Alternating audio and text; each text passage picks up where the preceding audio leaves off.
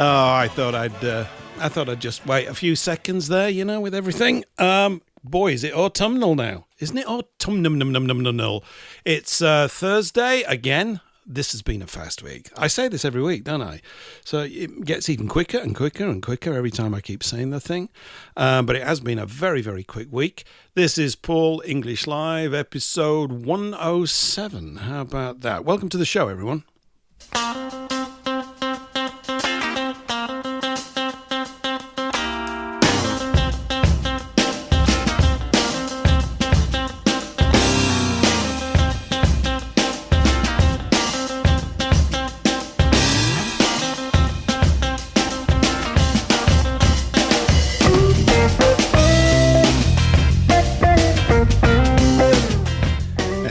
We're here again with the usual crew, which is always a good thing, always a good thing. Eric's hanging around, Paul's here, and we don't know who might show up. Hopefully you, because there's an opportunity to call in. And good news, we're streaming on Rumble this week.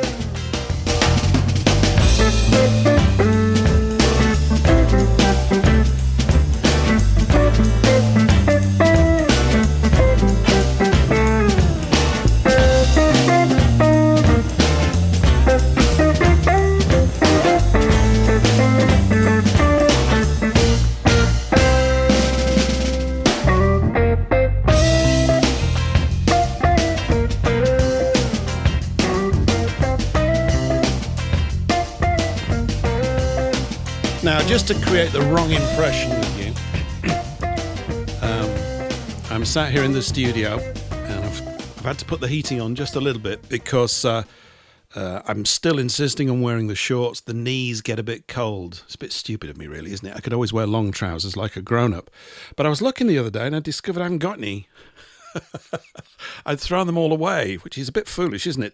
What with the slightly calmer weather or cooler weather coming along. That's the first thing I wanted to let you know. So I hope you've got a nice, vivid sort of picture in your mind of that. The other thing is that I'm in touch with my feminine side tonight, which of course is very, very worrying, isn't it? But what I mean by that is I've got a joss stick here burning in the studio and I'm so chilled. I feel like I'm going to sort of run out of my shorts. That's how cool things really are around here. Anyway, it's an extremely relaxing smell. I think it's something to do with the autumnalness of things. I think I mentioned before, my little shed of broadcasting here is under a tree, which keeps dropping conkers on me and stuff like that. And all the leaves have now suddenly decided to let go. And I've got lots of sweeping to do. It's not as wonderful and as romantic as it is in those parts of the USA where the fall arrives and everybody's sort of ploughing through, I don't know, it seems like tidal waves of leaves all over the place. I always thought it looked really cool when I was a kid. Where I lived, up north, we lived near some pretty big sort of parks and usually on the way home from school, it was always, it was just too tempting to not take the detour through the pile of leaves and get completely covered in them. So we're into that time of the year, which I love. I love autumn. Been a beautiful day here today. Wonder if it's been a beautiful day over in Fockham Hall. Eric, has it been a beautiful day with you in Fockham Hall today? Well, we've had a rather overcast day here with a little bit of sunshine, but not much. Really? So you've had, yeah. It's been a bit sort of weird. It's one of those kind of days that couldn't make its mind up. But apart from that, it's all right. Because let's put it this way: as long as the sun shines in everybody's heart, that's all that matters, isn't it? So why not? Like this. Why don't we spread a bit of sunshine by trying to start an epidemic of smiling? Just smile. You know? I and like you this see how you're in, Eric. I like this a lot. This is sunshine in my heart. It really is, and I'm sure all the listeners out there feel the same way. Everybody on WBN and Radio Soapbox and Eurofolk Radio and on Rumble. We're working this week on Rumble, and on YouTube and on Global Voice Network. Paul's in attendance. Everybody that's here, fantastic, wonderful that you've made it back this week. So I understand. Let's spread some sunshine and love. Shall we? We need that, don't we? You know, I'm sort of a bit hippie-ish because I noticed the the beautiful illustration on your this week's show. It depicts a man showing his weapon, which is it's extremely savage, isn't it? Isn't it savage? Yes, I don't even feel in a savage mood. Really don't, actually. But it's a wonderful illustration. It's I'll tell you what it's about in a minute once I actually look it up. I've got some... What a thicko. The thing with picking the sort of pictures each week is, I think I mentioned before, there's actually really no rhyme nor reason for it. If I just like the graphic, it goes up. If we can actually think of anything, although, of course, you could say, not that this was intended, but I understand in the realm of dark happenings, supposedly, yet again, we have to hold our breath with all of these things and find out how the proverbial media cookie is going to crumble. But there's been some kind of an incident, I understand, up in Manchester today with people getting killed in a car park near a synagogue or in the synagogue grounds. Have you heard about this? No? I haven't heard about it, but I don't like to hear of anybody being killed because it always reverberates out, and it's not. Was it people go? There's an old saying. Was it people go to a funeral not for the dead, it's for the living? And when you think one person's killed, then you think there's a mother, father, husband, wife, children. It just goes out, relatives, and that's going to lose that person. So, that's very sad. That really is. I haven't heard much about it though. I mean, I know there's been something happened, but I haven't looked into it.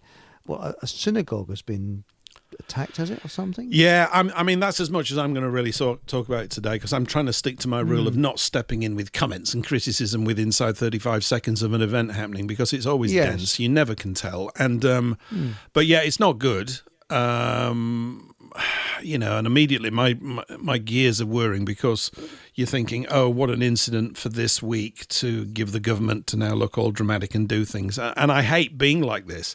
I'd much rather... There's sometimes when I'd rather be the gormless fool that I used to be in the 20s and just go, oh, that's awful. And it is awful. So apparently 2 people were killed, I think, in their car, and then the gunman or whatever it was shot dead by the police after being given sufficient verbal warning to whatever he did.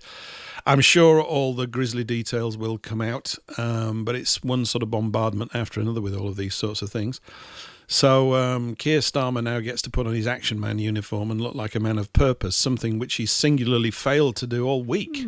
Not that I've been following all this, but I understand that the Labour Party over here have been making a few comments about this, that and the other, much to everybody's, hilarity, really. I mean, I don't know. Have you caught any of this nonsense that they've been communicating this week at all?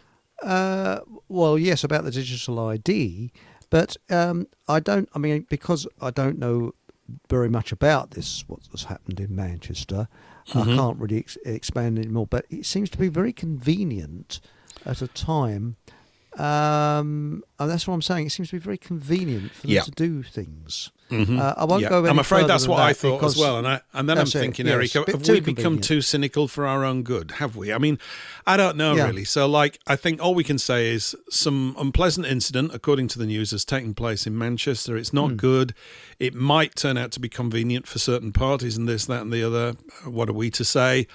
But people getting killed over stuff is just nuts. But of course, it's happening all over the world. It's happening all over the place. Well, it's not good. It is. But the thing is, I'm always on the side of the innocent person, because sometimes countries can go. That's right. Can go against their own for a political agenda. So you've only got to look at World War II, for example, where the Allies bombed French towns after 1944 and cities and killed lots of French civilians who were totally innocent. Yep. So that is, and they weren't military targets.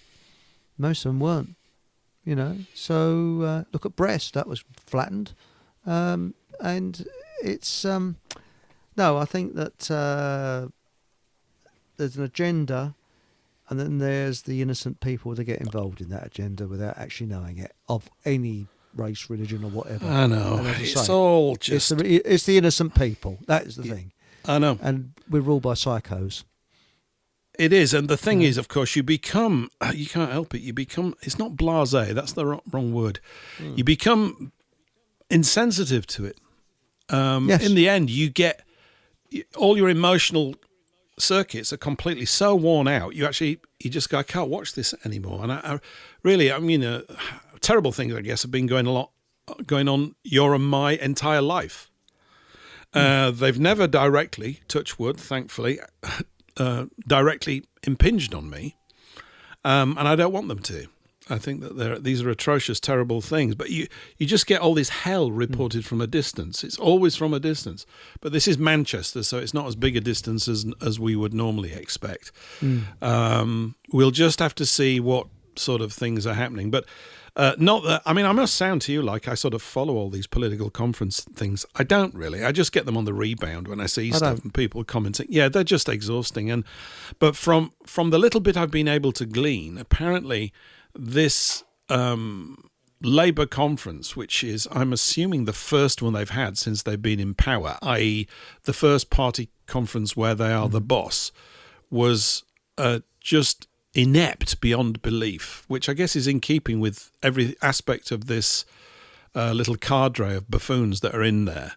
And some of the comments are just absolutely bizarre. And Mr. Starmer was... He's got his knickers. Sorry. Yeah, he has. Well, Mr. Starmer was...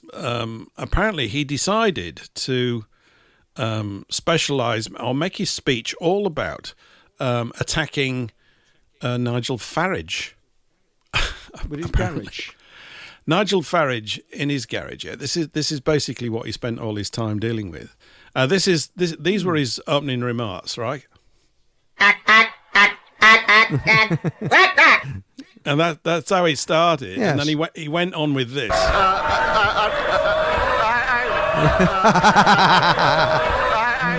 And then he concluded with this. Yes. And apparently that's this just revealed that, it's just absolutely ridiculous. Apparently anybody now that does not, I mean, I think we've said this before, haven't we? Anybody that doesn't even stand close to their ideology, you're an extreme far right-wing maniac. It's just, the words have literally lost all meaning. I mean, what are you supposed to do? I mean, I wonder what they're going through. They're going, none of the words work anymore. Maybe they've got a little factory. They've got to come up with some new words to demonise us. You know? He's reading the script, because the way I look on government is they are the mob, and there's no real difference between the mafia and the government, because the mafia run protection rackets where if you don't pay them, they'll beat you up and do something physical to you, and the mob, which is the government, they will psychologically attack you, because all they are is usury. Shall we say that they're obeying their usury masters, and their job is to screw as much money out of us to pay the usury scam. Full stop, end of. That's it. So I look on anybody that is in politics as a member of the mob. That's it. But going back to what we were saying earlier, what I find quite disturbing is that in films now, everything is explicit. You see guts and gore all over the place. Yeah. And that actually desensitizes people. So when they see it for real, when they see pictures of war, they're not moved. Whereas once upon a time, you look at these pictures of, guts and gore and go, when it's real. And it really tells you something. Now, you're desensitized. And I think that's deliberate. Completely deliberate. Oh, I think so.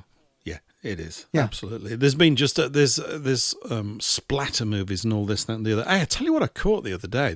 I'm glad you brought that up. You just reminded me of something. We've mentioned here Mary Whitehouse and the Permissive Society and all that. Yes. The other night, I can't remember, it might have been BBC 900 or whatever it is. This is 11 o'clock till midnight. I don't, I keep saying I don't watch TV. I obviously do. But I'm looking at all the programming going, nothing to watch. Not that I was necessarily looking for anything. I was about to hit the hay. Mm-hmm. And there was an hour-long documentary about Mary Whitehouse.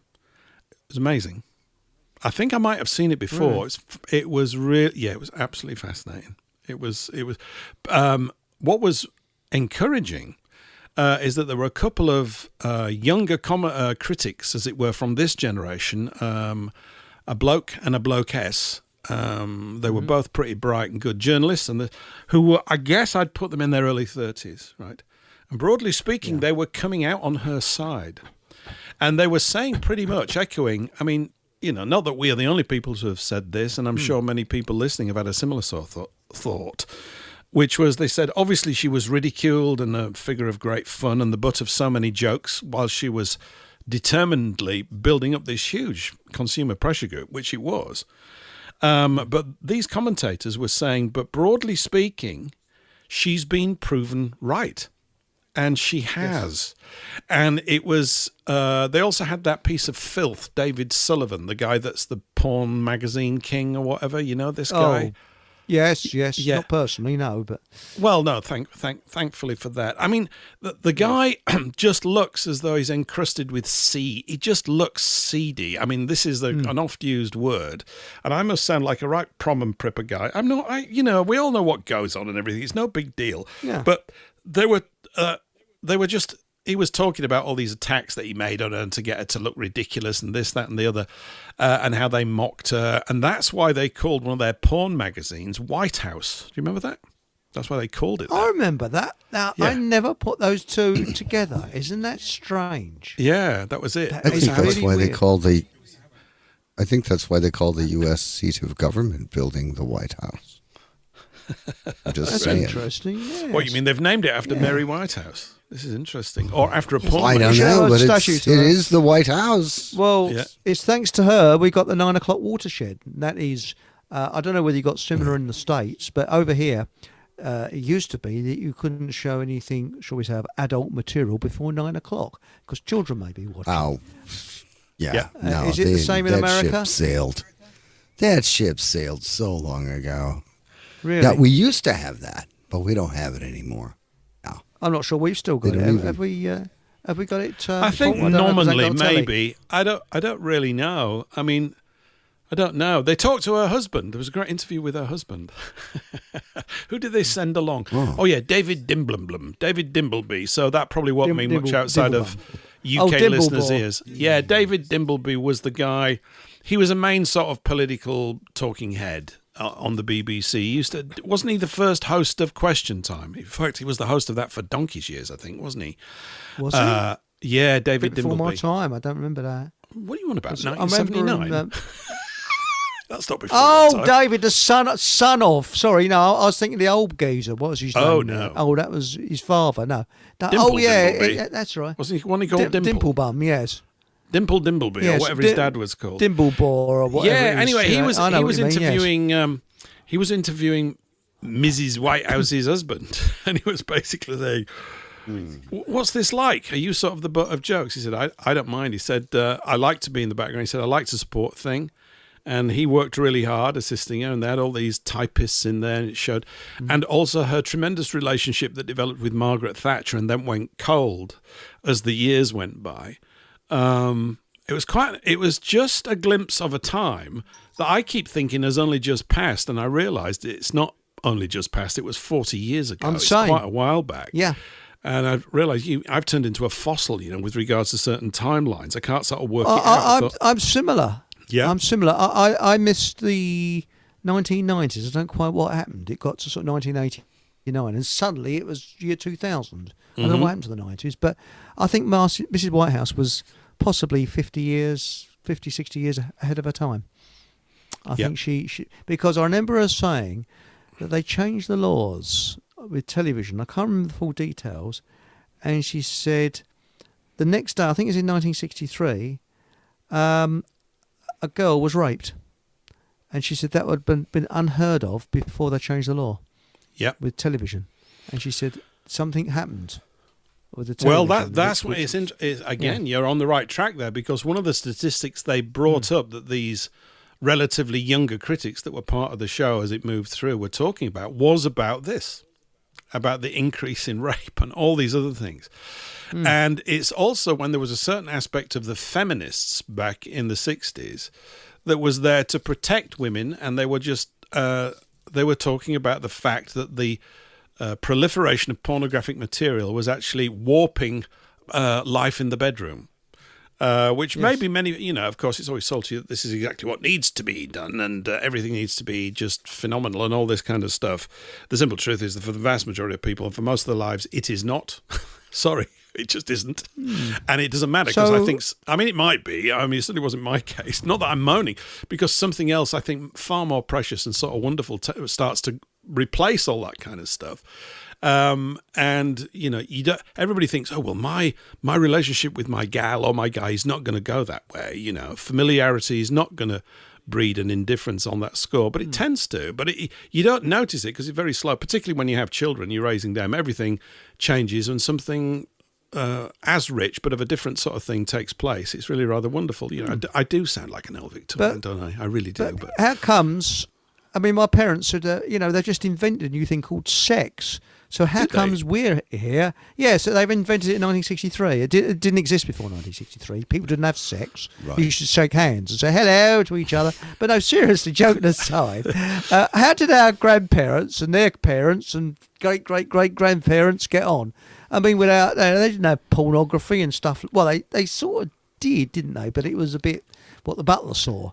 And and it would have been tame, not. but- I doubt if it was easily accessible on the high street and all this kind of stuff, and the promotion of it as a sort of cultural value, as if you're supposed to have all this kind of stuff. Didn't they used to find out from the pages at the back of the Reader's Digest how to get on and all that kind of stuff? I love the idea. I think it's incredibly- Exchange and Mart, actually. Yeah, don't you love the idea of being incredibly vague about it? I Yes. just think it's so funny. I just think that if you're being taught that, it Well- should be so vague as to be meaningless, and therefore it makes it even funnier. Well, what you do is you yes. Anyway, after a few weeks, you'll probably, and then later on, if things work out okay, you might have some babies. Right? Is that it? Everybody clear? that's it. all I Maybe. wanted to hear. That Maybe. Harry Enfield did a marvellous sketch on that. He did a sex education one from the 1940s. It was hysterical because he didn't say anything. Very cleverly written. But this is the thing. It's like a childish look at things, isn't it? It's like, look, it's sex as if it's just been invented. But it's there's always someone somewhere making money out of it. And I think we could go into a very, very dark tunnel on this one, talking about who's making money and that type of thing. So we might be best to select reverse gear now. And go, I don't know. No, we can go anywhere we like, wherever our gobs take us. Paul, Are you want to guys say familiar something? with Bill Engvall?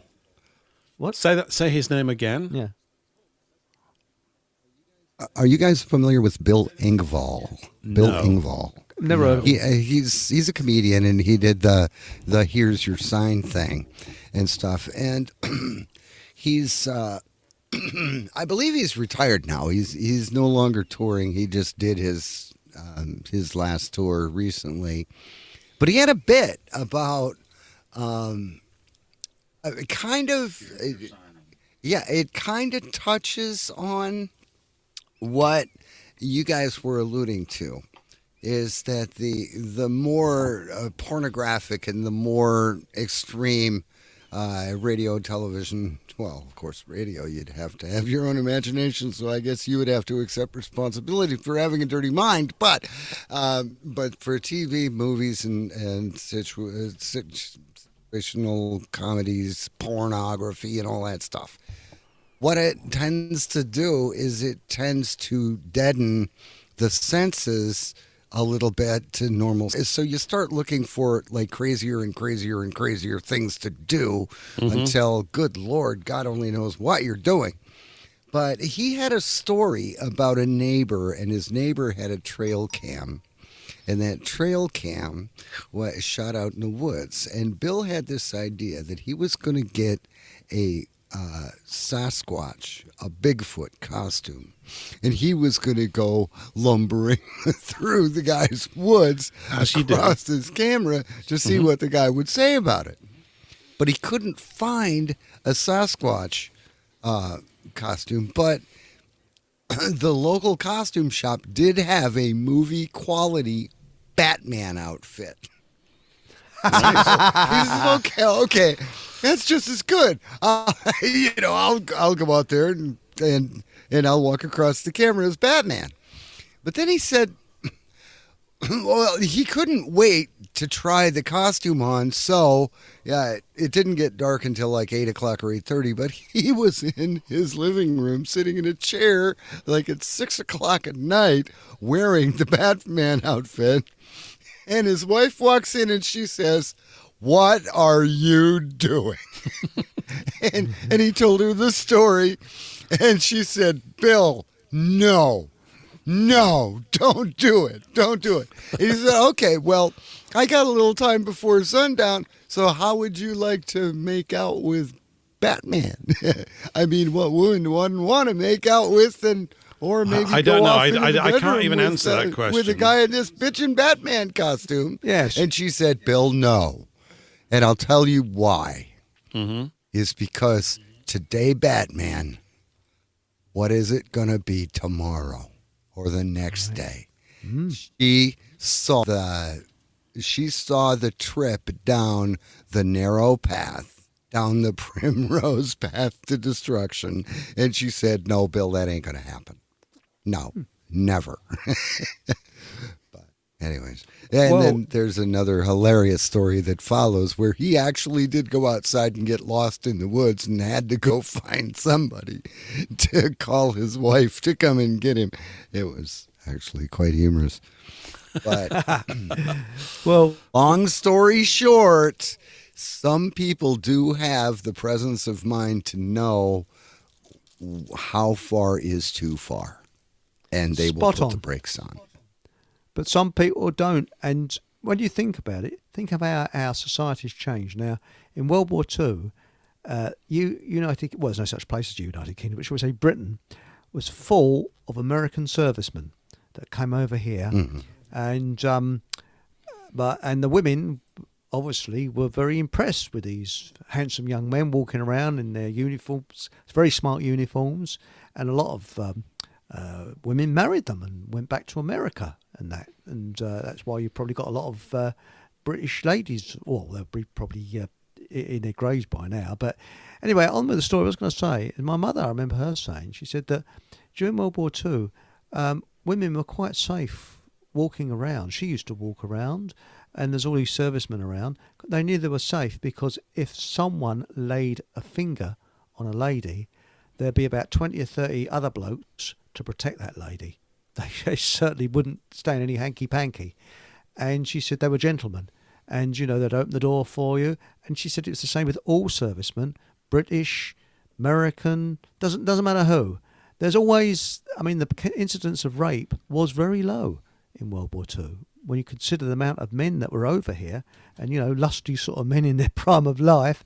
But she said they were treated, you could walk home you might meet someone at a dance, you'd walk home, have a little kiss and cuddle at the door, and you'd be, you wouldn't be sort of bundled into the butches or anything like that. It was all very respectful, and the men respected the ladies. They were gentlemen. Mm-hmm. And, this is something that's changed. They've turned women into alley cats, and with the morals of an alley cat rather, and men into just sort of like cattle, going round, excuse my language, shall we say, attracted to anything. I think I've said that politely. Yes, dogs. Like dogs, just like dogs. Yes, I realised we're before the watershed, and so I'm being a bit careful. No, but, it's okay. It's fine. It's absolutely fine. By the way, shout out to everybody in Rumble and YouTube. And Alice Gorgeous writes, "This is a really testing question. What is today's topic, fellas?" Well, search me. I don't know. I'm serious. I'm quite serious this week. Normally, we're still trying to figure that out. Yeah, normally, I just plow with some banking stuff. But even I'm a bit sort of, I just thought we ought to give that a miss. I'll tell you what, though, everybody, you want to nudge the topic in a particular direction. I'm scanning the chat, so anything you write there as well. But if you really want to make an impact and sell your idea, call in. Should work. You can call in. The stuff is running up there on the top of the screen. Get involved. Call in. Push it in whatever direction you like. We don't really mind. I think, sometimes I can lay out a lot of stuff. I've got a few things I wanted to mention. I've got a nice interest. I do actually have an interesting banking clip and a bit of banking stuff to mention. which really ties in with the ID stuff. But again, if you just look up at the screen, it's running across there. There's a phone number in the UK. There's a phone number in the US if you want to use your phone. If you're on the internet and you've got a headset or a decent microphone, just click the link there and you'll come through into a Jitsi studio, which we're trying out this week. It seems to work fine in testing. Famous last words. Yeah. So please call in and just give us a piece of your mind and tell us what you want to do and push it any way you like, really, even from topics we've covered over the previous few weeks. I don't really mind. It's more of a sort of, as I said, it's more of a bar meeting tonight, I think. It certainly is in my head anyway. I've not been you know. Well, we're at the Queen's Legs, aren't we? The Fockham local inn. But I was going to ask you, did you find out what the problem was with Rumble last week? No. Or was it just a fluke? I think it was an absolute fluke, but I took a precaution today, which is I've got two streaming links to Rumble. There's one that's a static one, which I'd been using for months, which failed last week, which I've still got on tap. Mm-hmm. But there's a dynamic one that's assigned to each show each week. This is exciting, everybody, isn't it? I bet you're really thrilled about this. Oh, are they talking about that again? I'll cut it as short as I can. Anyway, we're using the dynamic one and it's working fine. So we're going out, fingers crossed, well over YouTube, well over Rumble as well. So all pretty good stuff. Now, those of you that didn't catch it, on Monday, on Eric's show over in the hallowed halls of Fockham Hall, Nathan Allenby was on. He was in very good form, I thought, being extremely focused on the seriousness of the situation with the IDs, this digital ID, which is not a card. It's not a card, even though everybody's going to call it a digital ID card. It isn't one. It's basically the whole panoply of surveillance, networking, blah, blah, blah, blah, blah, blah, blah, blah, blah, et cetera, et cetera. They've been building up on this for a long time. And I today, Eric, I found my local hall and I've been talking to neighbours about whether they want to get involved in me, because I'm the one saying the words, but I'd like somebody else to join in as well. Making a connection with one or two nearby farmers to start a sort of weekly or however frequently food run. Wow. Yeah. Excellent. And I've spoken to a couple of people and they go, yeah, I'd be interested. So, and then I've counted all the houses up here that we've got, and I reckon it's about 80. I've got about 80 houses in this sort of cul-de-sac and a little street off it. It forms a natural enclave away from a slightly main road. And I'm thinking, that's quite a lot of houses, actually. If I could get 5 or 6 out of 80 that want to do it, it'd be worth it. I'm serious. But it'll give me a chance to go around and introduce myself. So I'll be wearing my bowler hat, of course, and my finest whistle and flute. Good morning, madam. Good morning, sir. You know, you don't know me from Adam, but I live at number and just around the corner here. And I was just wondering. So, yeah, it's to get the conversation going. It's really just to get the conversation going. And even in the conversations that we had, I thought, I'm always brought up short. I'm thinking we are so far down the rabbit hole in terms of being aware of the full sort of, or a much fuller sort of contextual understanding of what's taking place.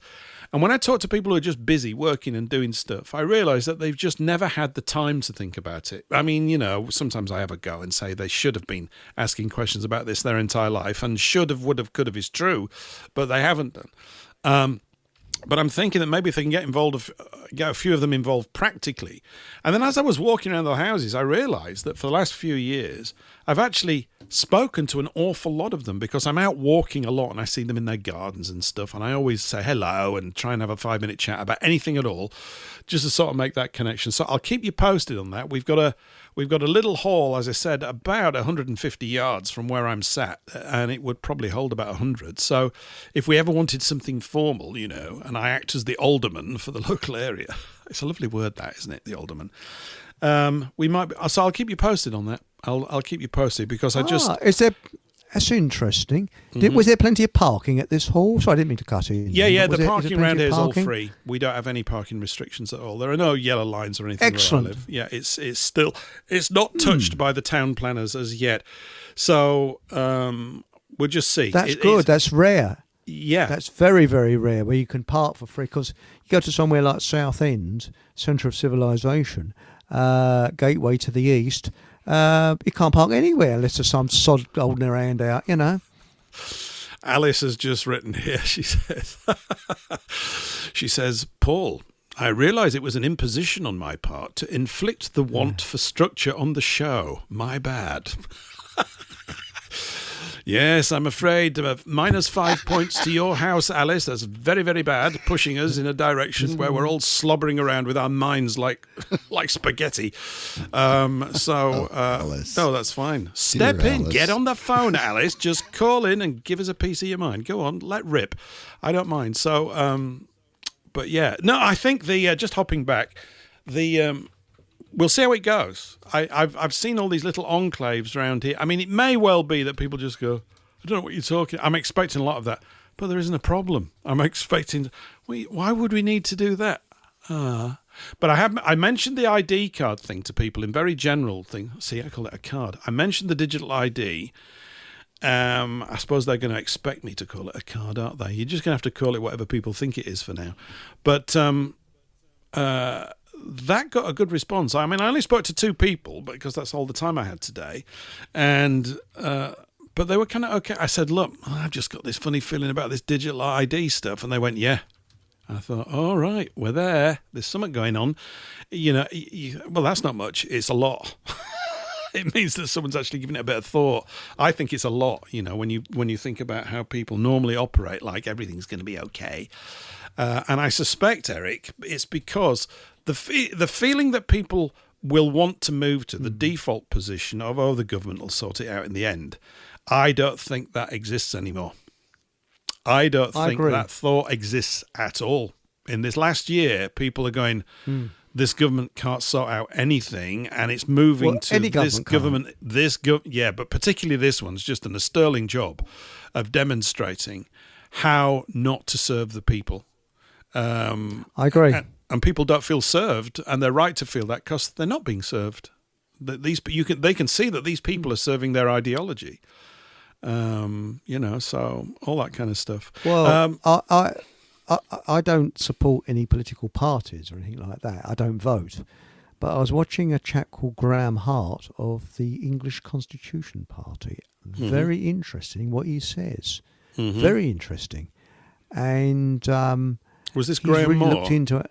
or somebody else? Graham Moore. What did I say? I don't know. I said some other name, didn't I?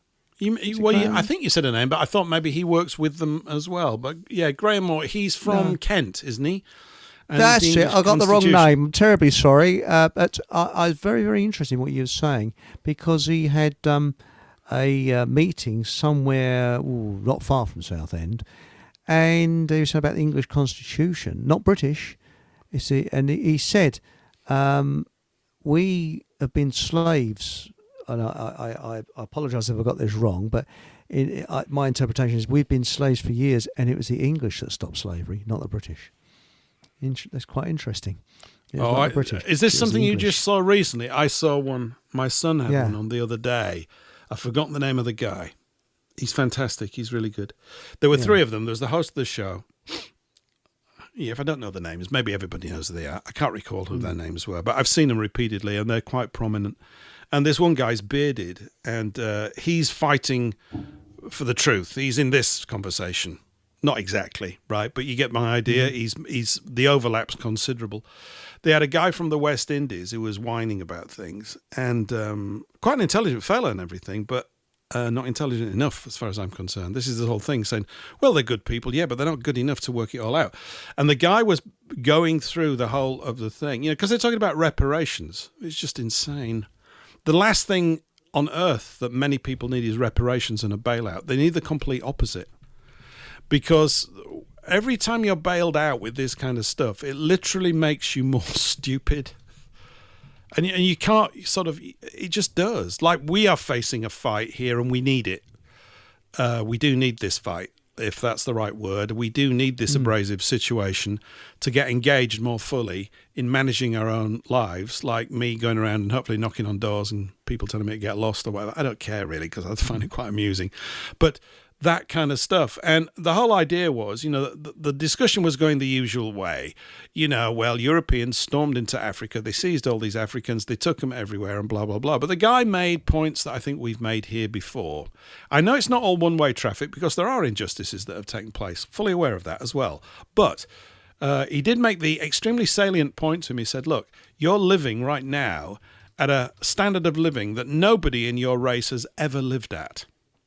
And in a way, and this is because of an indirect result of the slavery situation when your ancestors were taken out to the West Indies. He said, but you must not fail to remember that slavery was an established thing in Africa anyway, which it was. It was huge. It wasn't established here in England, not in the way of physical enslavement. I mean, we might have had it, when the Vikings came in 500 or whenever it was. Yeah, those things happened. It was a different time. It was just swords and shouting and axes, okay, and some horses and stuff like that.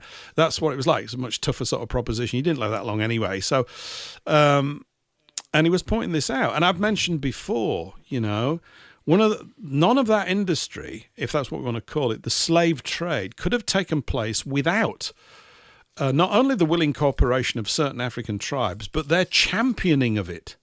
And this is because they came from a tradition of enslaving other tribes, members of other tribes within inside Africa itself, which, if you've looked on the map, is pretty big. That's an understatement, right? It's stupidly large, is Africa. It's absolutely colossal. And the white man could not go into the interior. I mean, he could, but he'd die. And the reason he'd die is that he'd catch disease to which his body didn't have the immune system to deal with these tropical diseases. So they literally couldn't go in. So there's no way they could have got them out if it wasn't for these tribes that wanted to get them out to make money and to do the business and all this kind of stuff. So it's not just a simple sort of thing that white guys rocked up and just started stealing black people and sending them all over the place. It's simply not the case. The other point that this guy made, which is rarely made and needs to be made, is this. Slavery is currently going on rather a large scale in Africa right now. He reckoned that there's at least 10 million people in Africa enslaved right now. That's quite a lot. Doesn't surprise me.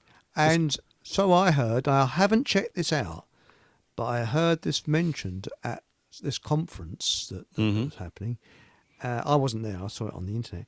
And apparently the slave trade where I think it was the Arabs got the whites people and enslaved them was far bigger than the African slave trade. Now, I haven't checked it out. I don't know, but that was what was said.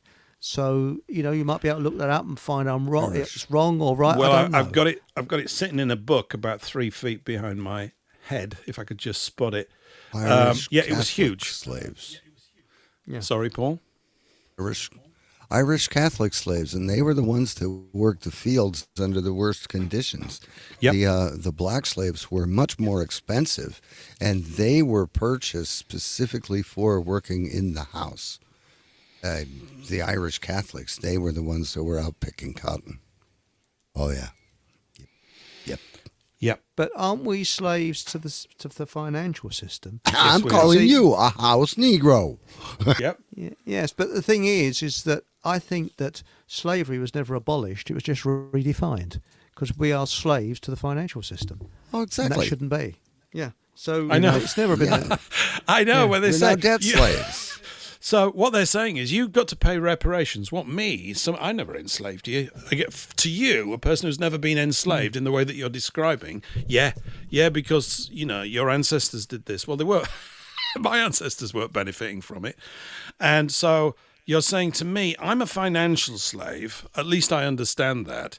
So you're saying, dear financial slave, with whatever little money you've got left, you've got to give it to me for something that you didn't do and that didn't even affect me, even though I'm living at the highest standard of living that any member of my race has ever lived at.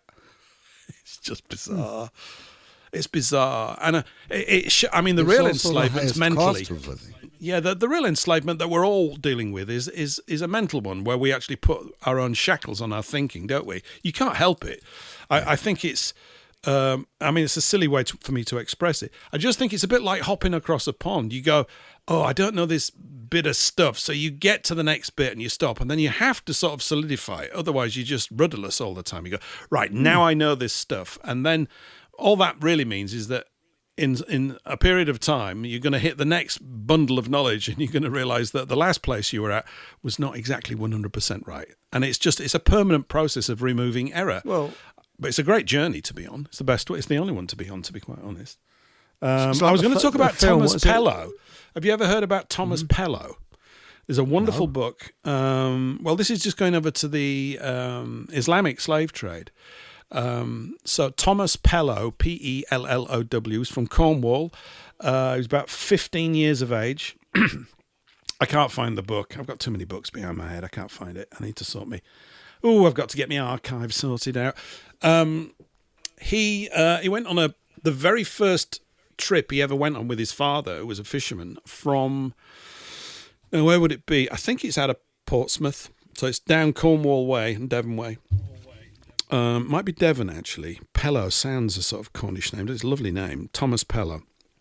And they'd only been out, they were coming, I don't know where they were heading to, maybe the Med or something. They were only going along the south coast, and they got boarded by Barbary corsairs, and all of them taken into slavery. His father was killed. He's 15 years of age, and he got basically taken as a slave to Morocco. And the story of his life is absolutely astonishing. You just can't believe it. The cruelty that was inflicted upon him and others is, it'll make you wince. I mean, it's really bad. It includes genital mutilation, okay, so it's really, really bad. He managed to survive all of this, and he became the right-hand man of the chief arsehole of Morocco, whoever he was, this sultan, who was an absolute a vindictive, vicious, cruel man. Lots of power, lots of slaves, killing them all the time, getting them to work to death, building his palace and all this, that and the other. But Pellow, being quite bright, picked up the language, became trusted, and worked his way into the confidences of this guy. And there's the most amazing scene where, of course, he's expected to obey this guy's every whim and order. And there comes a point in his life where one day he just doesn't. And there's a fight, and it's just stunning. It's stunning. Now, normally he would have been beheaded for it, for pushing back against the authority of the Sultan, but he wasn't in this case. I can't recommend it highly enough, and I can't remember the name of it. It's by... there's no point. I need to put the book, and my arms won't find it. Sorry about that, everybody. But if you look up Thomas Pellow, there'll probably be some... lots of posts written about it in the book. Something Gold, is it? And it's the sheer scale of it. About 3 million Europeans were seized, many from the south coast here in England, by Barbary corsairs. That's what they were called at the time, but basically, the forerunners of the Islamic slave trade. And it was huge, and it's still huge to this day. It doesn't end just because we read it in a history book. It's going on right now. Yeah. And girls went missing in the 1920s and 30s, and it was called, what was another name for it? But seriously, there was loads of young, attractive women just disappeared. They never knew what happened with them, and there was a trade going on in the 20s and 30s. And they say they ended up in China or somewhere. So that's interesting. Well, the other big one is the the Ukrainian or the white slave trade. I mean, yes. It's also worth everybody. I guess everybody knows it, but the word slave comes from the word Slavs. Because the Slavs were the ones that were enslaved massively by the Romans 2,000 years ago, probably even before that. And there's a thing to this day called the white slave trade, where they're still seized and taken out to Israel and other places by the usual culprits, I'm afraid. It just happens. It's an extremely unpleasant and foul and rather distressing topic to read about, to be quite honest, but it happens. And, of course, they're put into sex slavery and all this kind of stuff, which, is all look what happened. Look what happened to... Sorry, I didn't mean to cut in there. No, it's fine. What happened to Linda Lovelace? Now, Linda Lovelace made a film called Deep Throat, and she, near the end of her life, she went out against pornography, and it was as if she was a sort of sex slave because she was forced into it, and she didn't like it, and she was a very quietly spoken girl, apparently, but you see her in the films, and you would never think that. So I don't know if you were old enough to remember Deep Throat and Linda Lovelace. I wasn't allowed to remember things like that. It was a bit fruity for me. I was prim and proper. Yes. I was coming up in Yorkshire. I wasn't I wasn't an exotic bohemian from Essex like you, Eric, during my younger years. No. But if you look her up, it's quite a mouthful. It really is. I mean, that film. And yeah. Sorry. We're not at the watershed yet. You can't even talk like we got to wait 10 minutes yet. I'm teasing you. No, but no, it was men in raincoats that used to queue up and go into the cinemas and things in those days. Yeah. But no, I think that unfortunately, I mean, apparently, a country we're not allowed to criticise beams pornography into the country they've taken over 24/7. So then when Palestinians put their televisions on, they got pornography being blasted from their other country, if you get what I mean. Yes, I don't know if Well, you're I aware think of the that. harnessing of that is nothing new. It's got to be ancient, really, I suppose, in many ways. I mean, E. Michael Jones has written a book on it, which I've only read about 100 pages of, and that was about 4 years ago, so I ought to finish it off. Keep going past the book going. It's called Libido Dominandi. It's a biggie. But like all his books, it's crammed with tremendous research and very useful if you want to sort of plough into that. But it's about the use of the libido as a weapon and how you use it to basically subvert the morals and ruin the, what would you call it, the natural health of any tribe. You can just, it gets excessive because people become, what you're doing is you're spending too much time in the lower feral mind. It's there, you need it, right? We have to procreate, got it, right? That's fine. Lust happens, particularly when you're younger. If it's managed right, fun, right? If it's not managed right, it becomes a liability, and it's a bit like becoming an addict to things, and that means it's going to be destructive, and generally it will be. It will be absolutely destructive, and of course that's what we're facing. So Mary Whitehouse she was great. She was really good. I mean, she's very clear. I loved seeing some of the letters that they wrote. Letter writing the art of it's been lost. The letters were only like 3 paragraphs and to the point. And it was like, do this, do that. I'll see you. I can't do this because I'm prior booked up on January the 19th. And I just like reading all this. I go, this is a much better organised world. There's not much farting around. Yeah. And it always makes me think that the speed of the internet has actually resulted in greater stupidity almost because it's so fast. Yes. People just go, I can send another one in 5 seconds. So nobody gives it any thought in the first place. Look, that's not true. Okay, what I just said is a lot of crap. But there's a sort of an element of that. There's an element of that, I think, to some degree, you know. Something just kept my sense of humour. Made in Cornwall, Curnow, when I was talking about Linda Lovelace.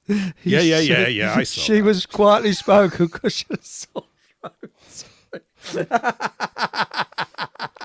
Sorry. Alice, you were wondering what we were going to talk about tonight, and unfortunately it's really us over my head. See, we never know quite where these things are going to go, do we?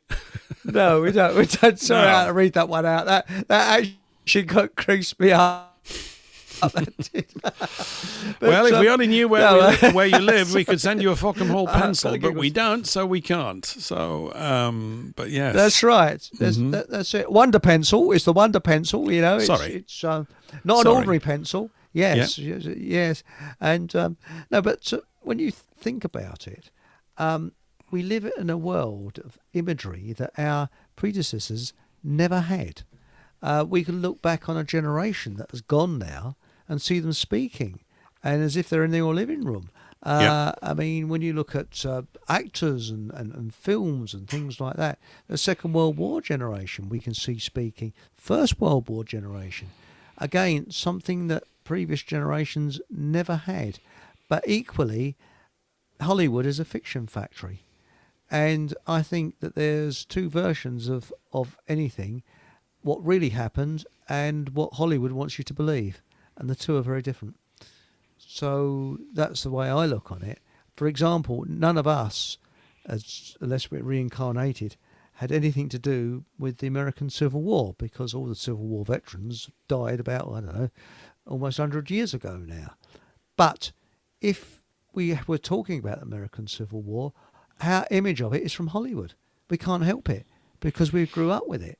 But it might have not have been anything like that. Who knows? And if there was a veteran that could suddenly come alive now, they'd probably look at it and kill himself laughing. So there's nothing like that. Who knows? We don't know.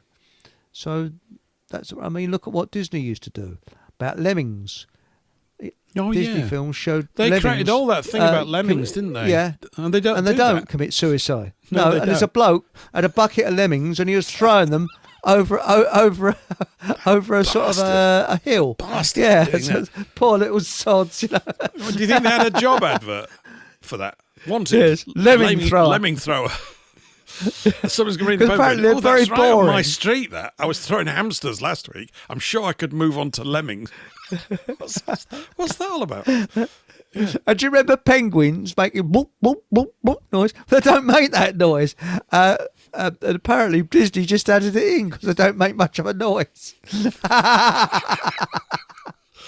They're so quiet and boring. Oh, I love Yeah, penguins. Though. boring animals. Yeah. Oh, I love penguins. Yeah. Do you remember that bloke on Eurotrash? Yeah, Belgian bloke who believed he was a penguin. Do you remember that? Antoine. Twat. Yeah. Antoine Corvair or something. I was going to say Antoine, but you're right. Yeah.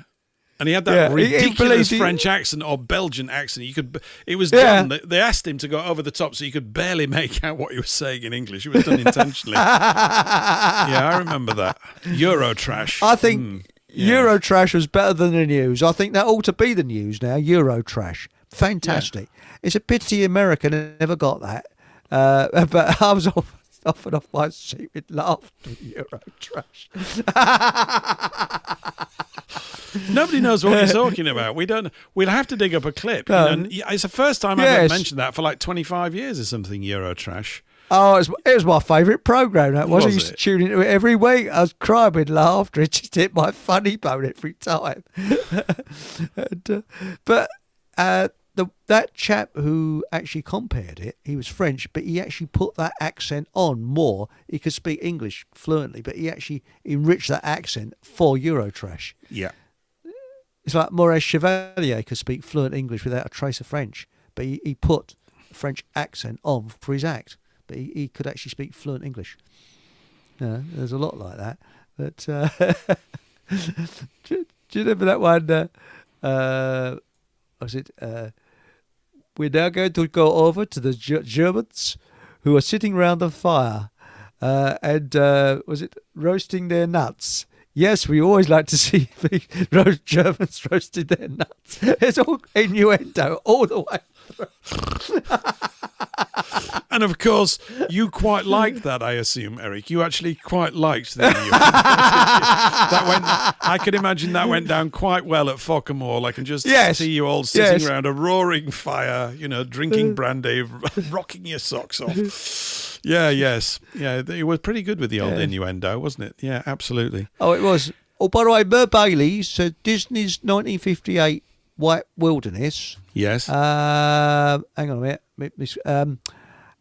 Paid young Canadian boys to bring lemmings, and then a truck was driven past them, forcing them to jump off the cliff. I thought young it was boys. a bloke with a lemmings. I thought, yeah, but hang on a minute, that would have to be in the Arctic to do that because that's where lemmings are. I don't think do they get them in Canada? My lemming knowledge is a bit thin, I have to tell you. If there's any lemming experts in the house, speak now or forever hold your peace. We could always do with... But there's a famous one. Yeah. That was pictured on Mars. Have you seen that one? This rover that's supposed to be going around Lemmings of Mars. Mars. It picked up a lemming, and because between you and I don't think it is Mars. I think it's an island up near the Arctic. Is that right? Yes, they just changed the colours around. Well, yes. Let's carry on talking about lemmings and some other things. Actually, I've got an interesting bank clip coming up from Andrew Bailey after the thing. He's the governor of the Bank of England, and a little bit of a backstory on that with my appearance with Ria this Sunday just gone. It's worth repetition's the key with all this kind of stuff. But we're at the end. We're at the end of the first hour here. So you listen to Paul English Live here on WBN 324. And loads of other places and Rumble and YouTube. It's time for a little tune and a bit of the old station ID thing. So we're going to do that, and I'll tell you about the tune afterwards. It's 4.5 minutes, so you can start dancing and all start swatting up on lemmings because we really need to know a lot more about that. So we'll join you in about 4 or 5 minutes time after this little lot. have a good whatever you're doing in this little break time. 3-4 radio. Stop.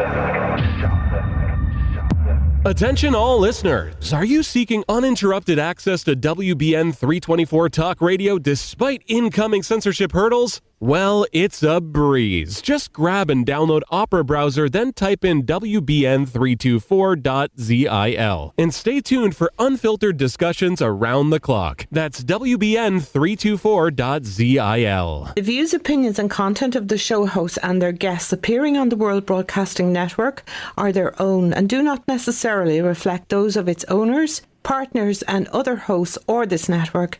Thank you for listening to WBN 324 Talk Radio. This is Thorbjorn Risager. Don't say we don't bring you exotic music round here.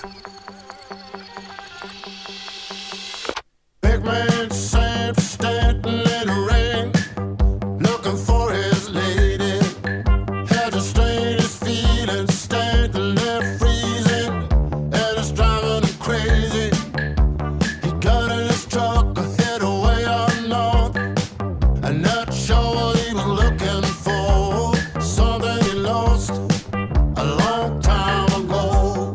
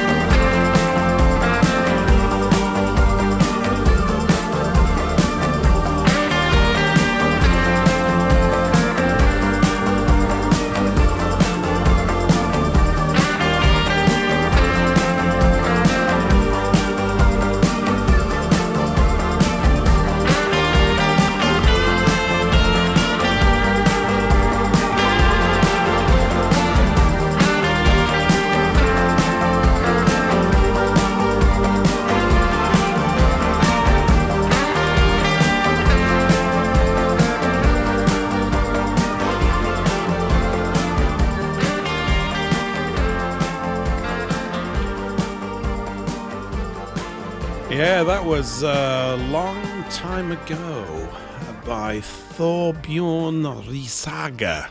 How about that? Thorbjorn Risaga. Have you heard much music by Thorbjorn Risaga, Eric? Paul, ever heard that before?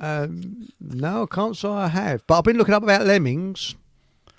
Did I Oh. hear about them? You can. I just wanted to say, Yes. just on that little song, by the way.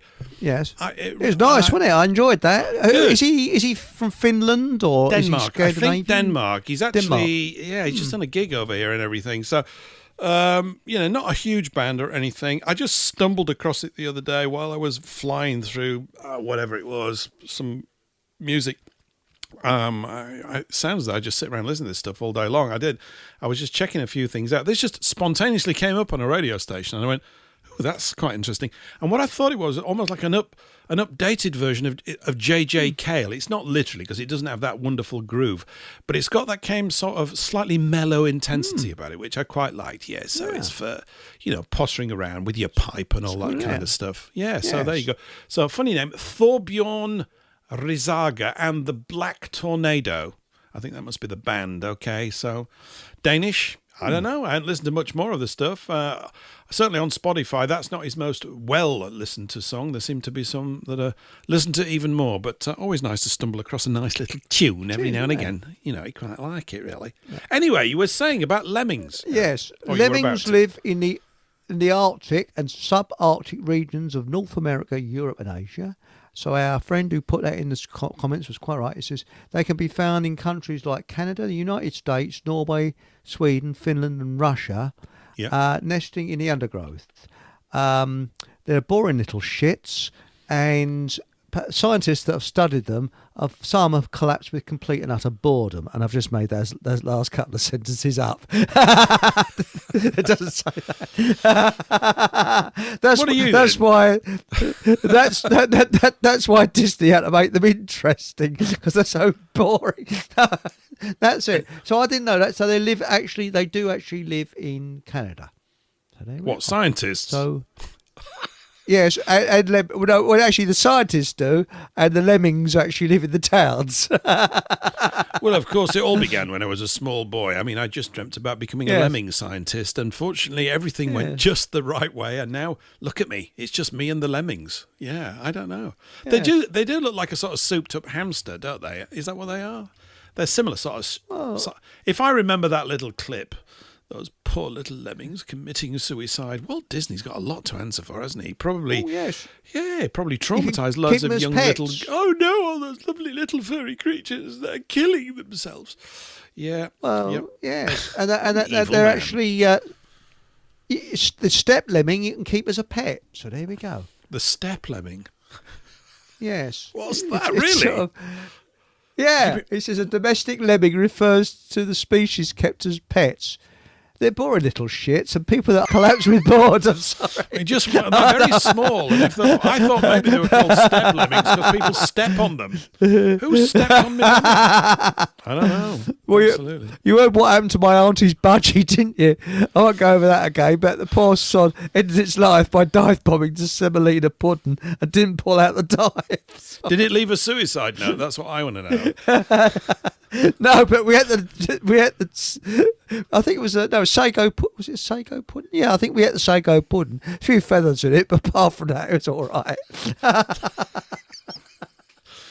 Oh, now you got me thinking about puddings. Anyway, Yes. I mentioned, I alluded to something just before the songy thing there. So Sunday just gone. I was on with Ria Bow on the flagship show here on WBN. I'm on every fortnight, so it's great. I rock up. What for the last- time? What time? It's UK time. It's 11 a.m. to 3 p.m. So it's a 4-hour. It's a full-on thing. And she was back from quite a health scare, to be quite honest. And she was in top form. I didn't expect otherwise, but she's had quite a health scare. So not that she'd necessarily be hearing this, but anyway, sending out more good recovery vibes to you, Ria. So it was great. She was full of energy and beans and everything. And she ended up with sort of a heart complaint, which was really odd and weird, and they couldn't figure out, but sometimes they get it. So the top half of her heart was beating twice, whilst the bottom half of her heart was only beating once, which was a bit My odd. word. Yeah, very strange. So she's been fitted with a pacemaker now, which is not on. It doesn't work all the time. It basically steps in, I think, if she falls out of a certain range of beats per minute. But I did coyly then mention at the end of my slot that she obviously, because that was it. She said the doctors at Papworth, which is where she was, who I like to call the Papworthians. They sound great, don't they? It's like an old sort of rugby club. The Cornwall to yeah, Cornwall to sorry. Papworth. That's miles away. Well, she's About not in 400 or Cornwall. 500 miles. Yeah, she's not in Oh, isn't she? Cornwall. Oh, sorry. No. But I like the idea. So that's interesting. That's great. Well, if she had been in Cornwall, it would be quite impressive, wouldn't it? But yeah, the Papworthians are quite good. And anyway, when they were checking her out, they said that her condition, she was very fit and she was stellar. So I said, well, you've got the name of your band, which is obviously Stellar and the Pacemakers, which I do think is pretty good, really, even for me. Yes. You know, so It's good. Yes. all good stuff. Anyway, no, it's a great. Anyway, whilst we were on, we got around to talking about stuff, and I was mentioning. You remember last week we covered that story. It's always worth even just sort of echo chambering these things, because if you were on Rumble last week, you didn't hear it because everything had just turned to dog shit. But we were talking about these guys that basically saved the US economy in 2008. It's an amazing story, it really is. And I still need more I need to find some individuals that know about all this stuff a lot more. I don't have any contacts like that, so I'm trying to do that. This is to do with things like SESCAV trusts, trust accounts, you having one bank account in the world, the administrators effectively deceiving you so that you don't realize that you've got it and they take charge of it and blah, blah, blah, blah, blah, blah, blah, blah, blah. And if all that means gobbledygook to you, I don't blame you. I've kind of got a very basic handle on it. I've never ploughed into it because it tends to attract people who go, oh, great, we're all millionaires and everything's going to be sorted out. And I go, well, no, that's not how it's going to work. But we got round to covering that and going over it again. And, Paul kindly, by the way, I ought to put a link out for this. Paul kindly got the video out of the thing and sent it to me. So thanks for that, Paul. And also put it into a PDF document, which I've sent around a bit. So I put a link into the Telegram group. By the way, if you're listening to this and you want to see all the sort of follow-up stuff or what's going on during the week, there's a pretty lively Telegram group connected to this show. There's earlier today there were over 200 people.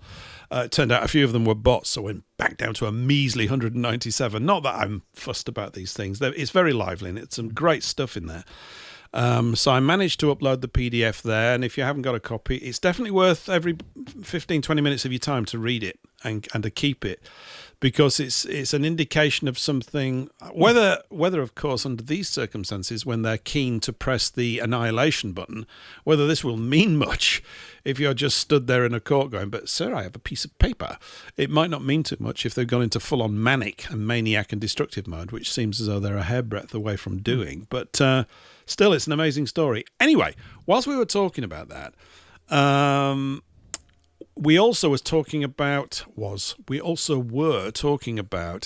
the digital ID situation. Yeah, something that we talked about, of course, at great length with Nathan on Monday, and That's right. Andrew Bailey. Now, don't you come home, Bill Bailey? Because when she told, so if you look him up, he's I don't know, he's about my age, 1961 he was born or something like that. He's 50 odd or 60 odd or something. And he's been involved as the governor of the Bank of England. This is not Mark Cartney. He's one of those, but he's another guy. And he's been there in an official position since 2020 and even longer than that.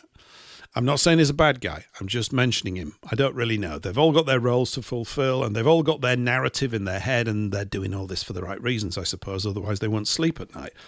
But he's also been appointed at the head of the FSB, which is some kind of regulatory body for looking at the Bank of International Settlements. So this is a high guy. He's up there in the system. Not the highest. There's always the highest guy. Probably this Orsini family and the Grey Pope, as far as we can make out. it all tunnels. Much of it tunnels back into the Vatican Bank because the Rothschilds are the Vatican bankers, or certainly became that in the 1800 and odd, or was it 1800, something like that.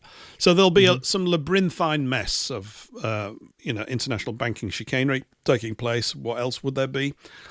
And it's to do with their requirement for surveillance, and all of this digital ID thing. I suspect, rightly, all of it's going to be entwined with the micromanagement of finance because, my main theme, banging on about it again, for 30 years has been, if we don't sort that out, you can't sort out anything else. And the reason is that all the bad guys get paid by that same system as well. That's why they go berserk when you get anywhere near it. And by berserk we mean wiping Germany off the face of the map in World War II. That's what we mean by berserk. Destroying Gaddafi in Libya is what they do. They go absolutely nuts. And everything that they're doing right now is about all this kind of stuff. Anyway, this is him just talking. It's a minute clip, and I replayed it. I said, I'm using that this Thursday. So there you go. Hats off, Ria. Thank you very much for this clip, because I'd missed this one. This is Andrew Bailey just talking about the requirement for surveillance. It's a little dry because he's talking at some meeting, but at least we got a recording of it. And this is about 2 months ago, okay, from about 2 months back. Now, I think two challenges stand out in terms of what we have to do and what we need to do to stay ahead and to be ahead of this game. First of all, in the uncertain environment that we live in, I think strengthening our ability to anticipate and assess vulnerabilities is critical. Surveillance is really the starting point. The FSB has a unique vantage point in this respect because it's a global organisation, but we have to have, along with national authorities, very robust toolkits to identify vulnerabilities, both the ones we have and the ones that are emerging and the ones that we might have in the future, and then take steps to mitigate them before they crystallise and propagate through the system. That's critical. So surveillance really is the starting point. Now, an important part of surveillance is data. We are already leveraging international cooperation to make progress. That's leveraging in the best sense of the word, by the way. But it wouldn't be an FSB meeting without talking about lack of data, lack of access to data, that the data's out there and we just can't get our hands on it. And we have therefore got a specific task force, which I'm currently chairing, to seek to make progress to addressing gaps in data, because I don't think that unless we do that, I don't think we're going to be able to declare that we have really got on top of this issue. So that's critical. So, ladies and gentlemen, they're after your data. They're after your data. Interesting. Very interesting. It's all out there. They just want to gather it all up to protect us.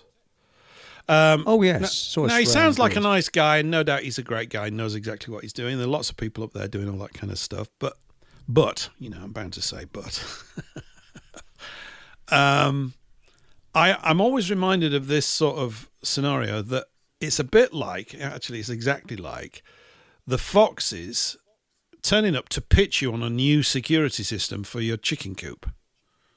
That's really what this is, right? No matter how nice his suit, and I'm sure it's very nice, and he sounds as though he's very well educated, and in other circumstances, I wouldn't mind talking to him, although he probably would mind talking to me, about banking, because he sounds like a nice guy, right? And no doubt everybody on there, they're all sort of doing their thing. But, this is part of the sort of the ability to get you to lower your guard. And I always feel that their story... Again, I'm always reminded of this, that when they're talking about us and we, you and I, are not included in that. We don't fall into their contextual we. We're not in it. We can't be. I agree. How could we possibly be? I mean, they're at the head, these guys are managing and running this entire ring of central banks, the ring of power around the earth, to sort of echo a bit of Tolkien's real ring of power. And... we've never been included in any of these decisions at all, just like they don't want to include us at all in the decision about digital ID, for the very simple reason that they know we don't want it. Just like they didn't want to include us in the decision about whether migrants should come into England after 1945. In fact, all the major things that cause a ruck in your life, you've never been asked what your opinion is. And even if you were, it's never been asked in such a way where it would actually count. So, this thing about stories as well, the narrative, they've got a narrative, it seems to me, in their head. I don't know exactly what it is. And anybody here could make a good guess, as good a guess as I'm going to make, really. We probably wouldn't be too far off. They view themselves, do they not, as the people that are going to save humanity. I think that there's definitely that's part of their makeup. They've got a lot of evidence to suggest back to themselves that that's true. First of all, they're in control of the economic welfare of all of these interrelated, interdependent nations, which they have brought into that position, particularly since the arrival of the Bank of International Settlements in the early 30s, courtesy of Montagu Norman and Hjalmar Schacht. Those are the two guys that worked on it. Interesting, isn't it? That England and Germany are working on putting that together, and only a few years later we're kicking 10 bells out of one another because it served the purposes of the bank again to do such a thing. So they've got this story that they build up, and of course, courtesy of their high levels, let's call it that, excessive, total control over the press in terms of how they... Illusions. Yeah, how they sell their story to us. It's basically Hollywood in the form of a newspaper. And therefore, if it's a newspaper, it must be true, right? Hollywood's made up, you see.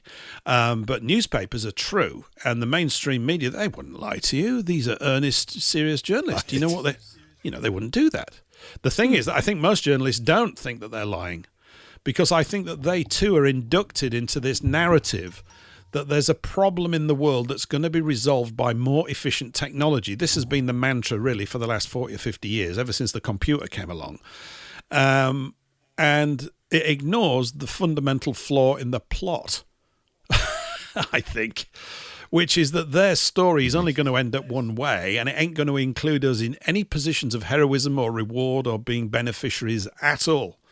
We are incidental to the plans of their mania for complete micro control of all of these aspects of our lives.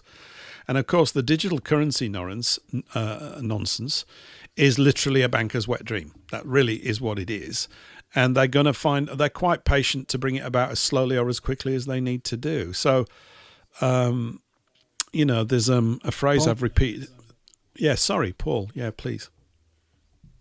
So the only reason that they think that they're the only ones that are intelligent enough and resourceful enough to save the world is because they are delusional dullards. They're absolutely so ensconced in their own delirium that they couldn't see the sunshine unless somebody pointed it out to them. They're absolutely brain dead. Hello, brain dead people. You don't control nothing. I mean, they are. Wouldn't you say Honestly, that all I of hate us... these people. Well, I do. They probably hate us as well. I'm trying to sort of see everything from their perspective, going, yeah, let's see if I can put I hate the plebs hat on. You want to try it on sometime.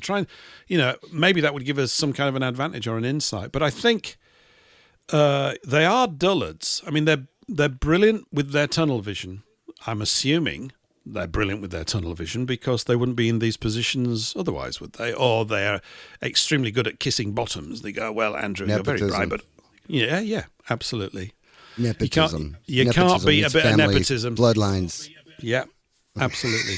It's It all is. nepotism. I know. And just look at Tiny Tim. You remember Tiny Tim, the guy with the ukulele who sang Yes. "Tiptoe through the tulips with Ooh, me"? that's a very Are good you impersonation, Paul. That's good. You should do that as an act. sure he wasn't?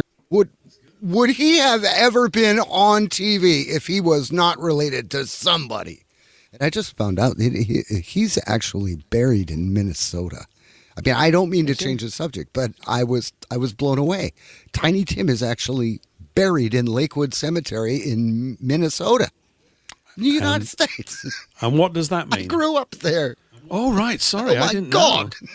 You went to school with him. Holy He was your shit, best none of friend at it school, rubbed and you off. never realised, Paul. Good Lord. Good Lord, Tiny No, he Tim had to was know my somebody. schoolmate. He was related. He was related to someone. Actually, my ex-wife went to school with Prince. So there is Wow.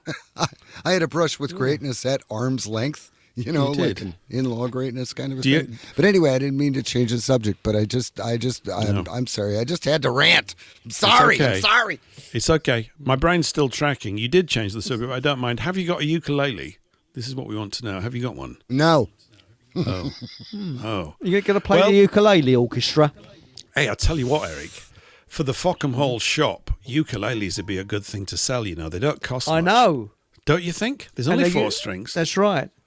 And did you know that who was that bloke who used to play with my ukulele Northern Lancashire bloke, wasn't he? What was his George name Formby. now? George Formby. It wasn't a ukulele. It was a banjolele. Apparently he played. It wasn't a ukulele. You're just a troublemaker on this show, Eric. I know. Lemmings, George Formby. Where would we go next? Oh, by the way, Patrick's turned up, hasn't he? Hello, Patrick. Yeah, hi, Patrick. Yeah, I just thought he was being Hello. patient. He can. Hi, Patrick. Yeah, I'm Welcome being to the patient. show. Yeah, yeah. And how's Patrick? I didn't I know want- that about Tiny Tim. That's interesting. Yeah. Sorry, I'm distracting your train of thought. No, it's okay. It's completely blown apart now. No, I was following the whole nepotism and the bloodline, and somebody's got to be related to somebody, and that's why all these people have managed to keep these families in power, is because it just goes from father to son to son to son to son. Is that? I mean, can you That get was a the point I was job? trying to make. Can you get a job being in the nepotism line? Is it possible? Wanted nepotistic son to extend family dynasty. Apply within. You can't sign up for that stuff, can you? Anyway, you know, it's not all bad. It's not all bad. I mean, imagine being Tiny Tim and having teeth like that. It's not good. They were not good teeth. Those teeth were actually not very American, were they? If I remember rightly, he had a right old mouthful. He was a No, very not strange-looking individual. Yeah, very odd. Yeah, no, they're just going back to this thing about stories, right? What was that thing I was going to say? Is it Plato? Or was it Socrates? I can't remember. I'm going to go Plato. Somebody look it up and correct me and embarrass me. I've got the thing somewhere floating around on one of my screens.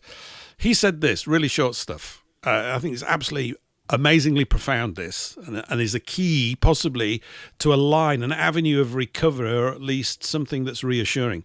He said this: those who tell the stories rule society.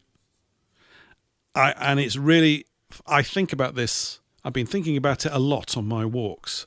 I go through little periods where I think about it a great deal. When you think about it, every single thing that we are enmeshed in, including the supposedly real news that we've been touching upon briefly in the first hour, apart from the Lemmings, is a story, isn't it? Somebody said narrative. Yes. it's a narrative. There's a story being told all the time, and it's always theirs. This is the problem. It's their story that's being told. And then there we are in the crowd going, ooh, oh, that's awful. Oh, I'm not coming to watch this again. This is a terrible show. All that kind of stuff. The thing is, we're always in this sort of reactive mode to their story, to their crap play. I mean, we really hate it. It's absolutely really ropey stuff now. You know, There's another thing. yeah.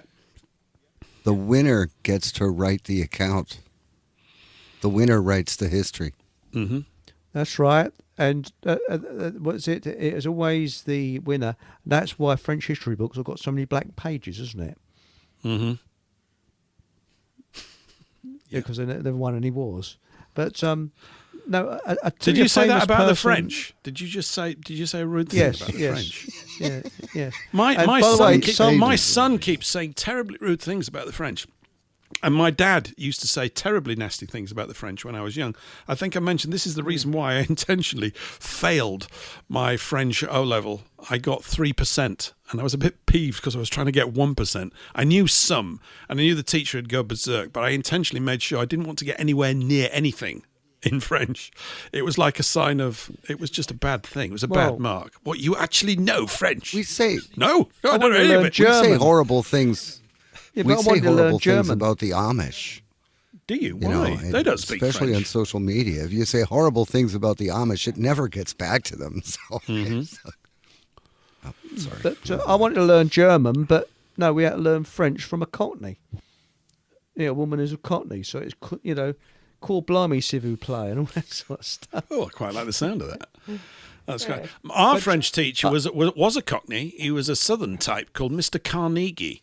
not part of the Really? Carnegie clan, so no nepotism there. Not sending him to a boys' grammar school in Yorkshire in the 1970s. He was very good. Yeah, he seemed to be quite keen on French. But you see, without a context, there's no point learning it. I did learn the word for hovercraft, though. What is it? It's aéroglisseur. Yeah. Oh. French for hovercraft is aéroglisseur. And so we used to try and translate Monty Python lines into French.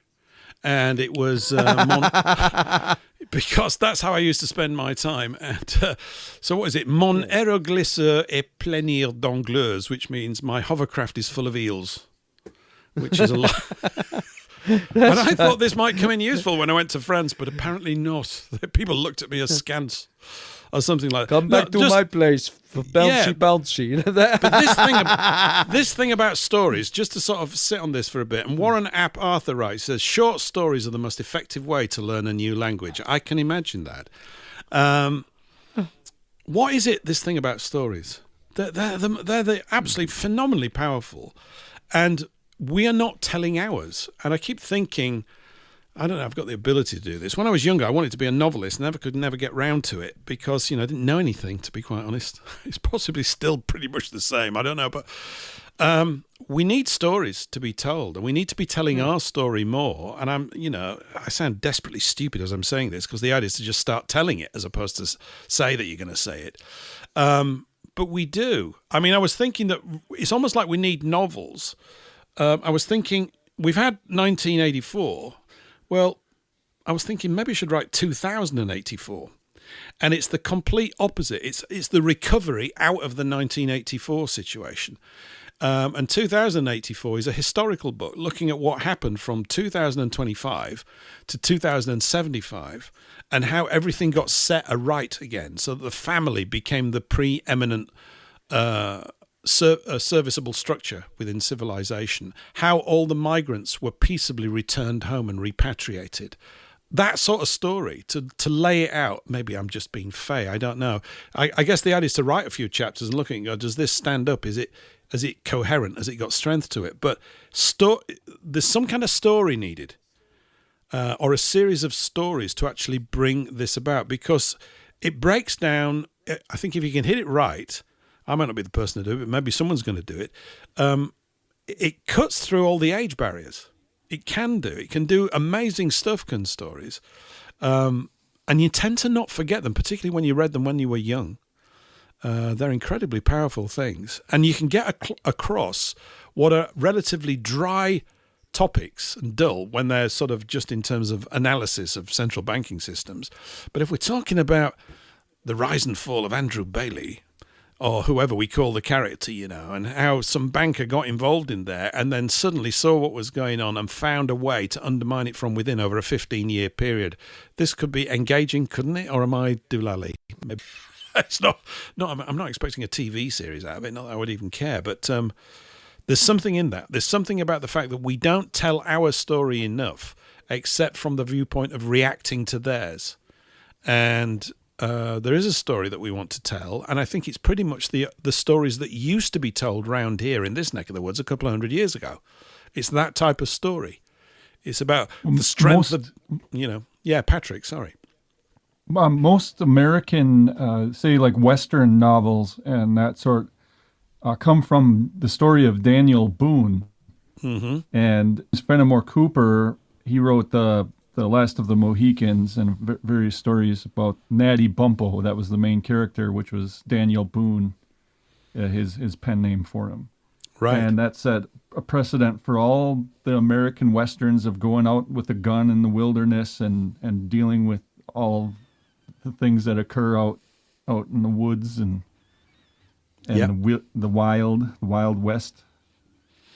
So yeah, we need something like that, and use a character that's prevalent and just make up stories about it and say 2000, like you said, 2084. That's a good idea. Well, why not? Yeah, anything. I mean, there's probably no shortage of them if we spend some time thinking about them.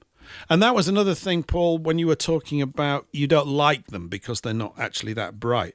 But I reckon that they are constrained as much by their limitations as we are by ours. It's just that they're in charge. This is the big difference. I mean, they're not likely to. Is Andrew Bailey likely to read? I mean, maybe he has. I doubt it, though.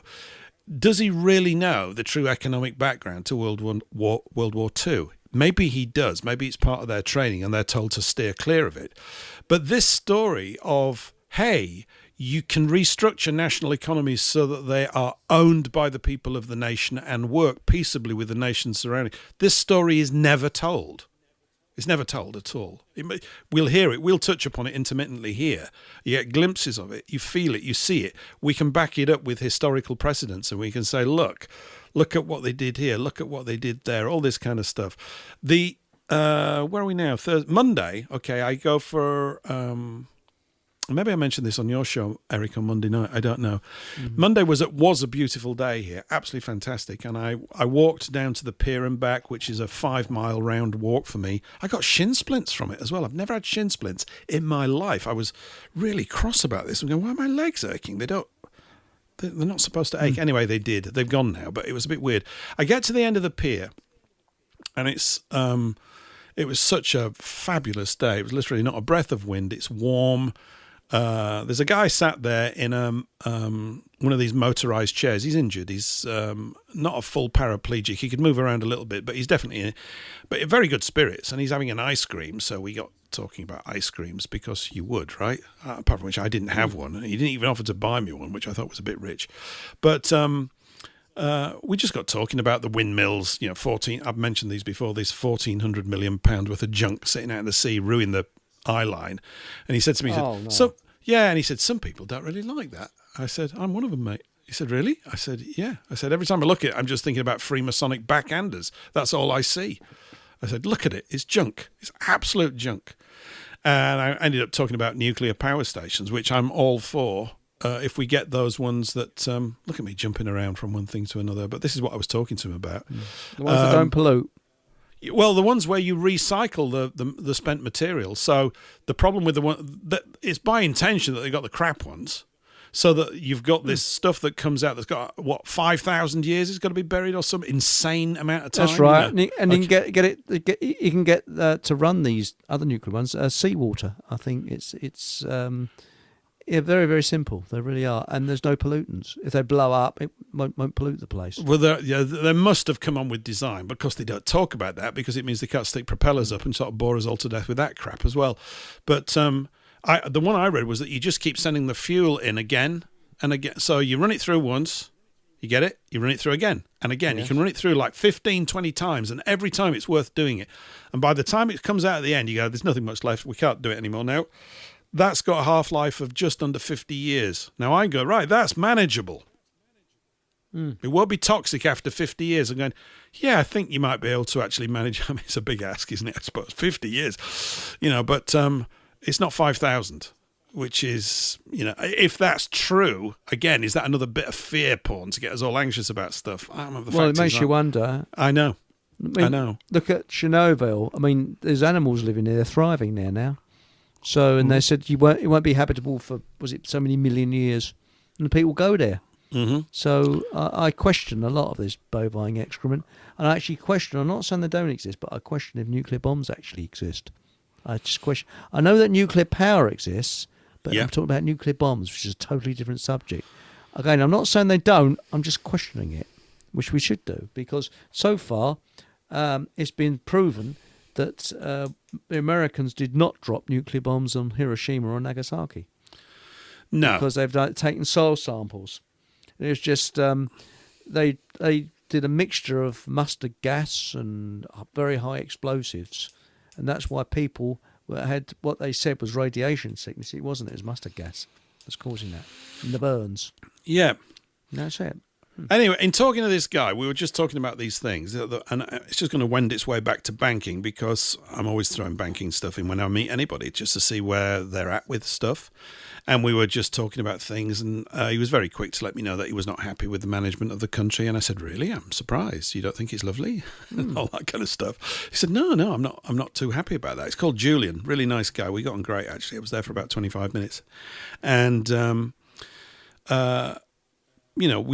I talked a bit more, and then I started talking to him about, and maybe I've mentioned it here. I don't know. I should go through it again. About this economic experiment that took place in Austria in the early 1930s in this little town called Wörgl. Yes. And I said, have you ever heard of that?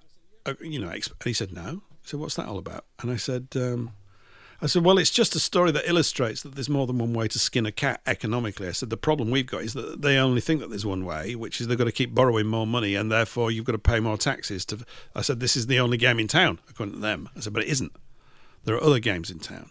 I said, and it's these other games in town which realistically, I said, in my view, you don't have to buy into all this. I said, but is the primary reason for why the war with Germany, the second one, took the colossal turn that it did, because that country was doing something which basically would have shut down, if left untouched, the central banking scam, because they were heading in the right direction. Other countries started copying their structure. We would have lived in a totally different world. I said, so unfortunately, I'm afraid our nation participated in cutting off one of the most important solutions that we need down here.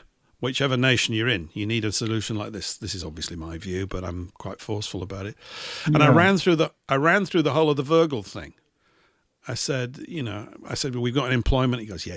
And I said, well, these guys, I said, there's a guy called Unterguggenberger. He laughs. Everybody laughs when you say that. I said, Mayor Unterguggenberger. I said, he'd studied this guy. He starts issuing his own money. It's a local scrip. It depreciates. I do the thing about the eggs. I said, it depreciates. There's the money. You have to keep sticking stamps on it. Back in 1931, you had to go down the post office, stick a stamp on it. Otherwise, people wouldn't accept your note. Maybe we could do this with the Fockbobs, Eric, okay? So, That's it. And I just explained, I said, these things started flying around, moving really, really quickly because people didn't want to hold on to them.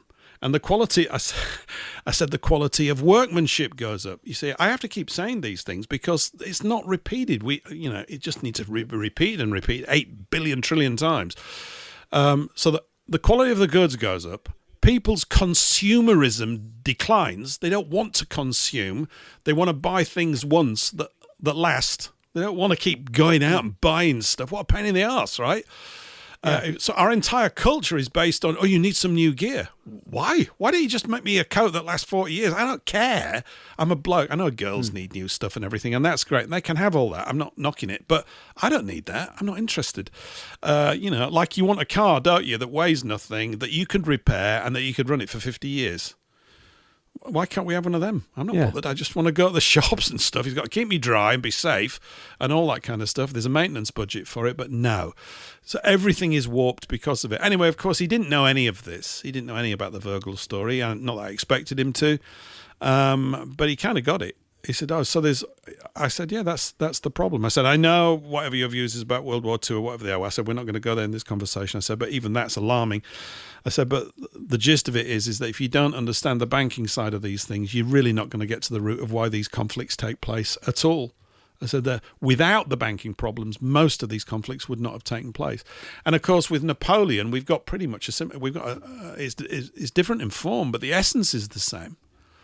The essence is the same. The model that they struck with the Republic, even though, of course, it's based on an insane, psychotic period in French history, one from which I think they've never, ever recovered, psychologically, was going in the right direction.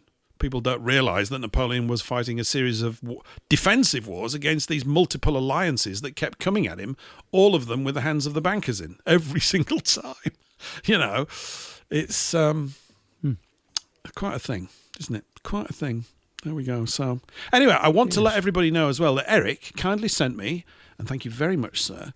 I have in my hands 3 Fockbobs. I think they're Fockbobs here in my hand. I've got one now. Yes. Try not to throw up, everybody. I've got one with the cheeky face. Cheeky's not the right word, of Tony Blair on it, but he's wearing the Queen's crown, which, given that he was called Miranda at university, seems appropriate. So I quite like that one, Eric. That's quite nice. That's Tony Blair with a crown on. Okay, you like it? Yeah, it's lovely. There's a nice one of King Charles III with the most enormous ears. They are big, aren't they? Absolutely vast.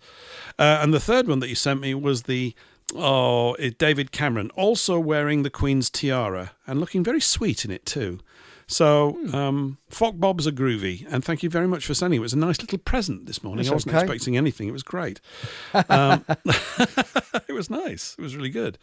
Along with your father's booklet. which we might as well mention here, even though I've not read it yet, thank called you. The Horrors of D-Day, My Third Invasion, 6th of June 1944, a true story. Initial Infantry Assault Survivor David J. Powis. And I'm looking forward to reading that. Thank you very much for sending it. Thank you. Well, it's a pleasure, because what happened is my dad took 10 years writing a book called My World War II. And we called it War and Peace, because it was about 800 pages. Although I believe it's less pages now. It's gone on to Amazon. And he wanted to get it all out of his system. I think it was therapy for him. But I could write a book about getting that book published, because this was long before Amazon and things like that.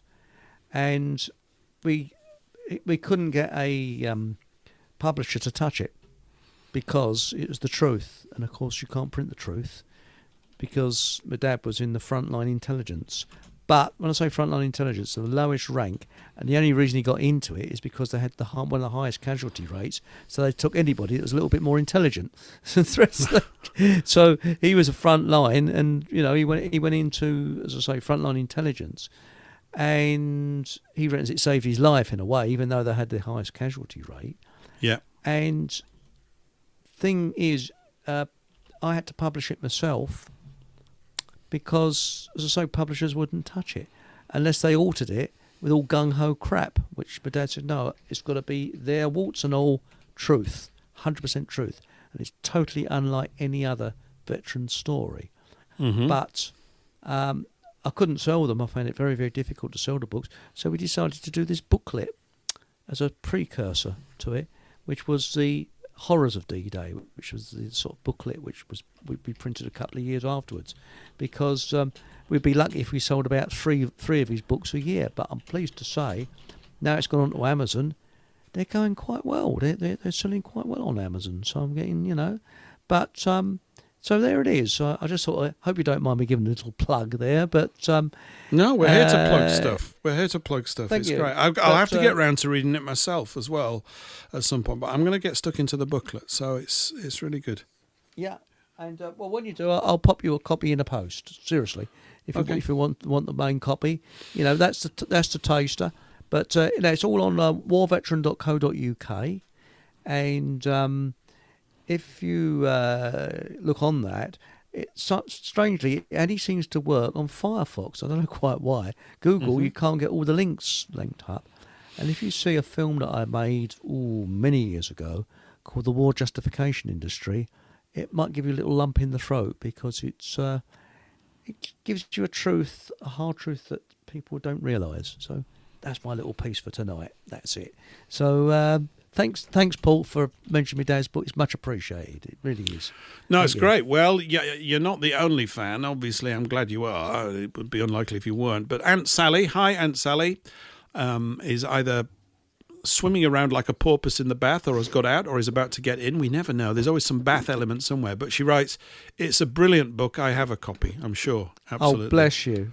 Yeah. Bless you, Aunt Sally. Thank you. That's very Which book kind. are we talking about? I stepped away for a moment. Sorry. It was My World War II that my dad wrote, and it was about, it was originally 800 pages, but it's gone back to about 700 odd pages now. It's on Amazon, and we couldn't sell it because publishers wouldn't touch it. So we did this small booklet called Horrors of D-Day. So we just took one chapter out of his book, which was about his D-Day landing, because he was one of the first because the frontline intelligence had to go in first. And I think you'll be quite captivated, because he was adjacent to where the film Saving Private Ryan is depicted, which of course is a fiction film, not a true film. Do you have an audiobook? It's coming out hopefully, because my dad did tapes first of all, and I've got to get these tapes and record them over. And it's a big task, because it's a big book, because it took him how many 10 years pages to write. 800 pages? It was 800 pages. Now, if you get it on Amazon, it's about 700. Yeah, that's a 25-hour book. That'll do you. If you need help, let me know. That'll be 25 about hours. The audio stuff. Yeah, or maybe you could use the 11 Labs stuff if you can get his voice profiled, and you could probably do that. It'll cost you a little bit, but it'd be worth it, I think. Sorting files and balancing EQ Well, on audio. It's on. It's on the old cassette tapes. I've got loads of them, and I don't know whether they faded in time, but I'm going to try and get them digitally done. Here's a tip. I know somebody who does tape restoration, and they use a food dehydrator to condition the tapes and dry them out, because if you have moisture, they stick together. Oh, I didn't realise that. But I was going to actually I've got an old cassette player, and I was just going to plug it into my computer and just sort of record it from the cassette player. So that's my plan. That's what I'm going to do over Christmas. Well, so you should take Patrick up on his offer, Rick, I would think, because it's that stuff. I think they will. Yeah, it's a big job. Yes, I'll have a word with you about that, Patrick. Yes. And maybe you could contact Peter Jackson, and he could run it through his whiz-bang computers, the stuff that he used for that World War I film that he did, which was absolutely amazing, which I still haven't sent you, by the way, but I did find it the other day on one of my drives, so I'll get that sent over to you. You haven't seen that, have you? They Shall Never Grow Old. I think I did, actually. I think you did send it over. Oh, all right. Yes. Okay. I'm just remembering He now. took old newsreels and he put those together. I wonder if do you have any World War II era like film? Oh yes. If you look on my website, warveteran.co.uk, I've got World War II stuff on there, and I did the film the War Justification Industry. It's about 10 minutes. That's all it is. It's about 15 years old, but it's worth a look, because it opens your eyes to things that we accepted, but this is from this was from my dad, who was a genuine veteran, and he the frustrations he had with people that watched the Hollywood version of World War II, telling him they'd never been in the war, telling him what the war was about, and the poor man, what he went through, I really felt for him, because and he was very, very placid. He just took it. He never battled back. He just bit his lip, and that was it. But well, it's good you got to record him. Oh yes, I recorded an interview with him. You can hear that on warveteran.co.uk. They're free. You can listen to the interviews I did with him. But the war, his whole book, he actually did on cassette tape. But the trouble is, as I say, it's a long. I don't know how many. I think it's about 16 tapes he did.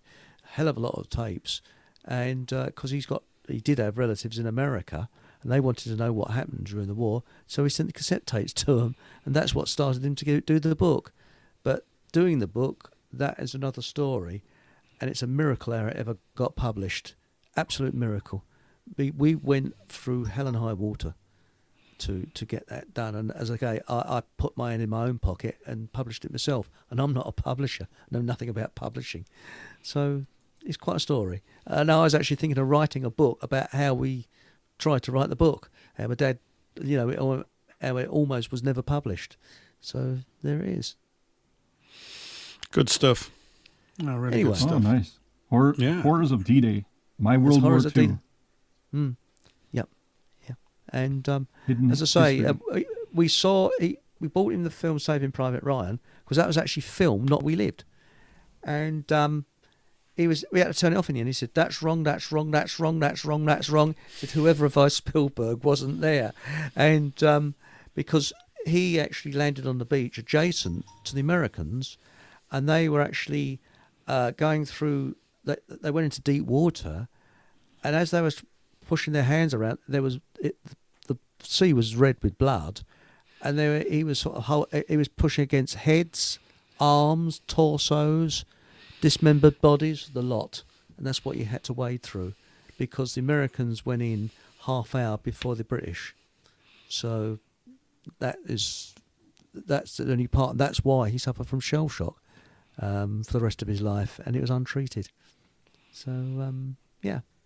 Anyway, that's a little serious. Fascinating. Thank you. But well, maybe at some point, Eric. History. Yeah, after I've got through the book, I'll go through this thing, and maybe, not this year, because it'll take a little while, but maybe at some point during the winter months, during our winter shows. We could maybe do a couple of days on it. Maybe you start it off on the Monday on your show. We could wrap up some of it here on the Thursday.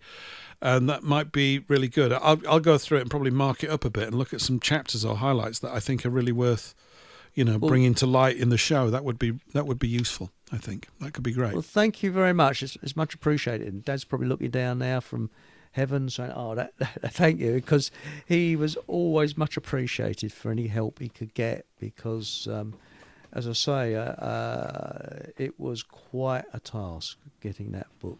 Because remember, there was no Amazon and that in those days. It was published in 1999. So, and it cost a lot of money in those days to get a book published. So there it is. But as I say, thank you very much for your support.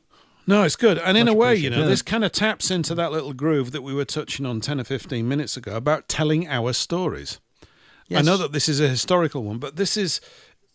I mean, I only want to hear our stories. I'm not really interested in the stories from the rest of the world. It's not that... I think it's good if they're having a bad time. That's not what I mean at all. But there's so much to deal with literally in your own backyard. And, of course, that gets demonized, doesn't it? You've even got that phrase, "Oh, you're a NIMBY, not in my backyard." And I go, yeah, and? What's your point? I mean, if everybody was a NIMBY and just sorted out their own backyard, everybody's backyard would be great. Everybody would be happy. And there wouldn't be all this international crap that we're supposed to pay attention to all the time. We're always being drawn into, oh, these people over here have cocked it up and you've got to step in and do something. No. Why? I suggest they've set it up, this interdependent world to make sure that there is intentionally a knock-on effect to enroll everybody else, almost like to compel everybody to stick their nose in everybody else's affairs. The politicians as well, of course, are suckers for it because they're all domestically incompetent boobs. And worse than that, of course, they're literally the enemies of the very people that they say they govern. And there's nothing quite so good as the diversion of a conflict overseas, that we've got to go off and then we can be great and save the world horse shit, which is what it's always about. Because it just, they're always looking for that drama to do it. That happens when people start to wake up to usury every time. Because before World War I, people begin to wake up to the financial, what was going on. And before World War II as well. So there's always a misdirection every time. And that is, that's what sort of gets me, because people are so gullible. Because, as I said earlier, I look on governments as the mob, and the main question we should ask every MP: what are you going to do about usury? Just keep asking them, what are you going to do about usury, eh? So you're going to stop it, are you? And I think the actual question, Eric, I think you're right, by the way, to voicing it. Although I view that pretty much like petitions. I don't think they could do anything. They can't do it. In fact, they're the last people on earth that can actually do anything about it because they've already signed up to be part of the other team. The only people that can do anything about it are the hobbits. I'm serious. It's not just an analogy. It's literally the case. It's only the little people that are the peasants that don't have a stake in it. There's a lot to be said for poverty. I know everybody's groaning now. You madman. I don't mean it in terms of being but there is, because you can't be coerced. You haven't got anything to be coerced on. Oh, we'll take away your Rolls Royce. I ain't got one. We'll take all your money away. I ain't got any of that either. Right? There's only one trouble, though. People like Chairman Mao got in on the backs of the peasants. He promised them the earth, and that's how he got in. Yeah, but they were all too busy eating chow mein and distracted. It's their fault. Anyway, we're coming to the end of of our time slot here on WBN. We'll be back again same time next week, 3 p.m. US Eastern, 8 p.m. in the UK.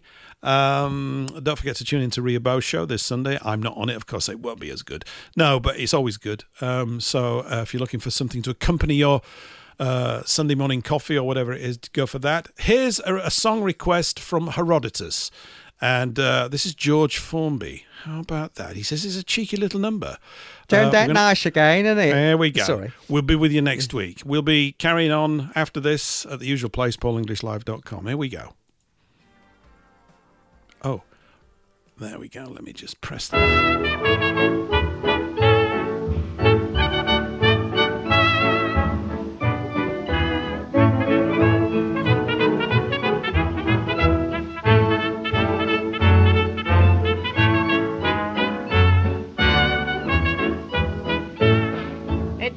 marvellous to me the way some people lead their lives, especially the men who've got what we call nagging wives. And really it's quite simple, folks, as far as I can see. Now married men, just use your brains and take a tip from me.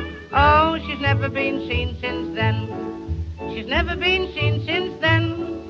My old girl was a proper nark. I took her for a walk with me one night around the park. We were going by the lake and it had only just gone dark, and she's never been seen since then. No, never been seen since then. Oh, she's never been seen since then. She's never been seen since then. Her father told her that she was a pest. She ran away to London 'cause she thought it would be best. She couldn't find a room, so she stayed in a sailor's rest, and she's never been seen since then. No, never been seen since then. Oh, she's never been seen since then. Never been seen since then. Someone said, what a silly ass. She didn't care a bit, she had a face as bold as brass. One night she struck a match to put a penny in the gas, and she's never been seen since then. No, never been seen since then. Oh, she's never been seen since then. She's never been seen since then. My best pal, boy named Wood, said he'd tame his mother-in-law but found he never could. One night he took her on a bridge and someone heard a thud, and she's never been seen since then. No, never been seen since then. Oh, she's never been seen since then. She's never been seen since then. Married 1 year, had an awful life. Asked me how I'd like a woman like her for my wife. I said, what, and you a butcher with a chopper and a knife, and she's never been seen since then. No, never been seen since then.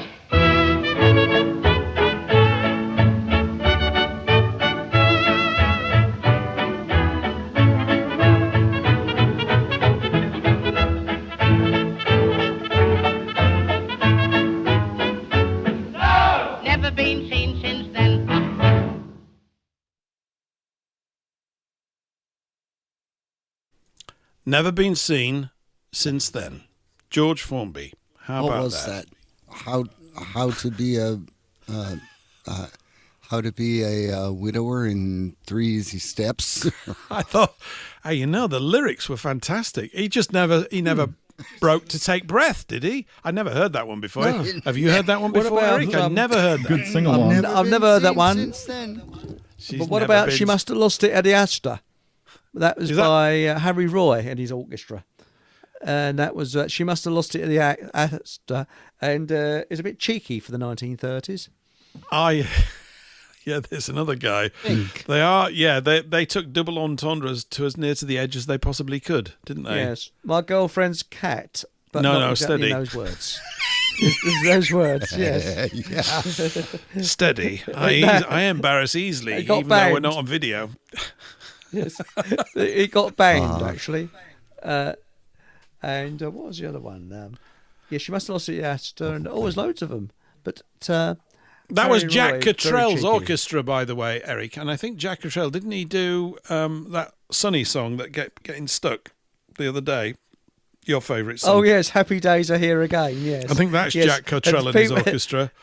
Yeah. Yes, Happy Days. Oh, no, that was Ambrose and his orchestra. They did Happy Days We're Here Again, I think. Mm-hmm. Yeah, it was Ambrose. Yes. But weren't they cheery songs, weren't they? They were really happy sort of songs. And Like what you'd sing in a pub. sort of. Have you ever seen Pennies from Heaven? I don't like musicals. I can't stand musicals, but there was one by Dennis Potter, done by the BBC in the late 70s, and it's when the BBC did good stuff. Have you ever seen that, Paul? Pennies from Heaven with Dennis Potter I thought was amazing, really. Yeah, absolutely. Well, there was an amazing scene. The cinematography on that was phenomenal. And there's this fantastic scene. It was in Oxfordshire. No, sorry, not Oxfordshire. It was, what's that place on the border of England and Wales as the forest? The Forest of Dean, that was it. It was in the Forest of Dean. And it was supposed to be springtime. And you saw light shafts coming through the trees as they're driving in an old Austin 7, I think it was, through on this road. Mm-hmm. And the atmosphere, even though I wasn't around in the 1930s. It brought you back to that era. It was genius. Whoever directed it, it was absolutely brilliant. They must have taken, I don't know if they took ages to do it, but the lighting was perfect. And it was just like a beautiful spring day with all the light shafts going through the trees as they're driving through the Forest of Dean. And they played lots of music like what we've just, George Formby and things like that from the 30s. And it is really good. Well, Dennis Potter was I really enjoyed into it. that stuff, wasn't he? And Exo's written, I preferred The Singing Detective. Me too, Exo. I did. Yes, that was good. I caught a bit of Pennies from Heaven. Bob Hoskins was in that in his first That's musical it. role, wasn't he? Yeah. But Yes. The Singing Detective was fantastic with Michael Gambon in the lead Hmm. role. And based on this true story that Potter himself had terrible psoriasis and arthritis, didn't he? I mean, absolutely horrific state of it. That's right. And it's it's the way that he sort of blends his current day situation of being covered in wax to try and stop his skin splitting everywhere, along with his fantasies, as it were, about the singing detective played by but it's really, it works. It was, it's the sort of thing that BBC could have really made corny and very sort of really wide of the mark, but it's not. It was it absolutely well done. nails it. It really nails it. Especially the bit with the attractive nurse. I can't go over that one. And it just leaves your imagination. He says, "Oh, I'm sorry about that." It's when she has to wax him, you see. That was Joanne Wally Kilmer before she married Val Kilmer. She was really rather a beauty, wasn't she? Joanne Wally, I think, was in that role. Yes, I remember that. Yes. And what about the other one that they did in the 50s, set in the 50s? What was it now? Lipstick on Your Collar. That was his last, I think, Lipstick on Your Collar. Oh, I haven't seen that. You're right as well, but I'm pretty sure I've not seen any of that. Yeah. Oh, it was brilliant, that was. And the funniest bit was they all around the graveyard. They all started dancing, going into a sort of a rock session. But it was so atmospheric. It was so well done. And the creativity in that's what you don't see now, creativity. And the BBC, they said they didn't have a lot of money, but it was so creative. And that was the last, I think, of the really good stuff that the BBC pumped out. After that, it's just rubbish. And the other one I hasten to add is Nuts in May, not by the same writer. Have you ever seen Nuts in May? Play? Yes. Yeah, that's astonishing. It's classic. It's got that bloke in it. It's brilliant. extremely precise about everything. Right, can you sing the song? Oh, no, we can't. Can't do it. Well, Will you join in the next verse? Richard Vobes can almost quote it verbatim. He just acts it out. When I met him at Christmas or something, and he said, "Have you seen?" As soon as he said it, I went straight back into it. There is a nuts of look outside of the UK. You won't know what we're talking about.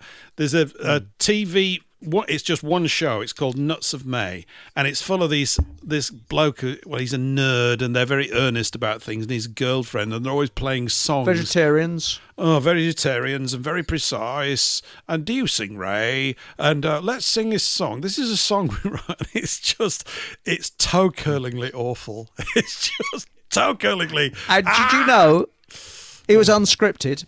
They actually had to, the actors and actresses had to work out what they were going to say on that day. Seriously. And it was unscripted, and that's how brilliant it was.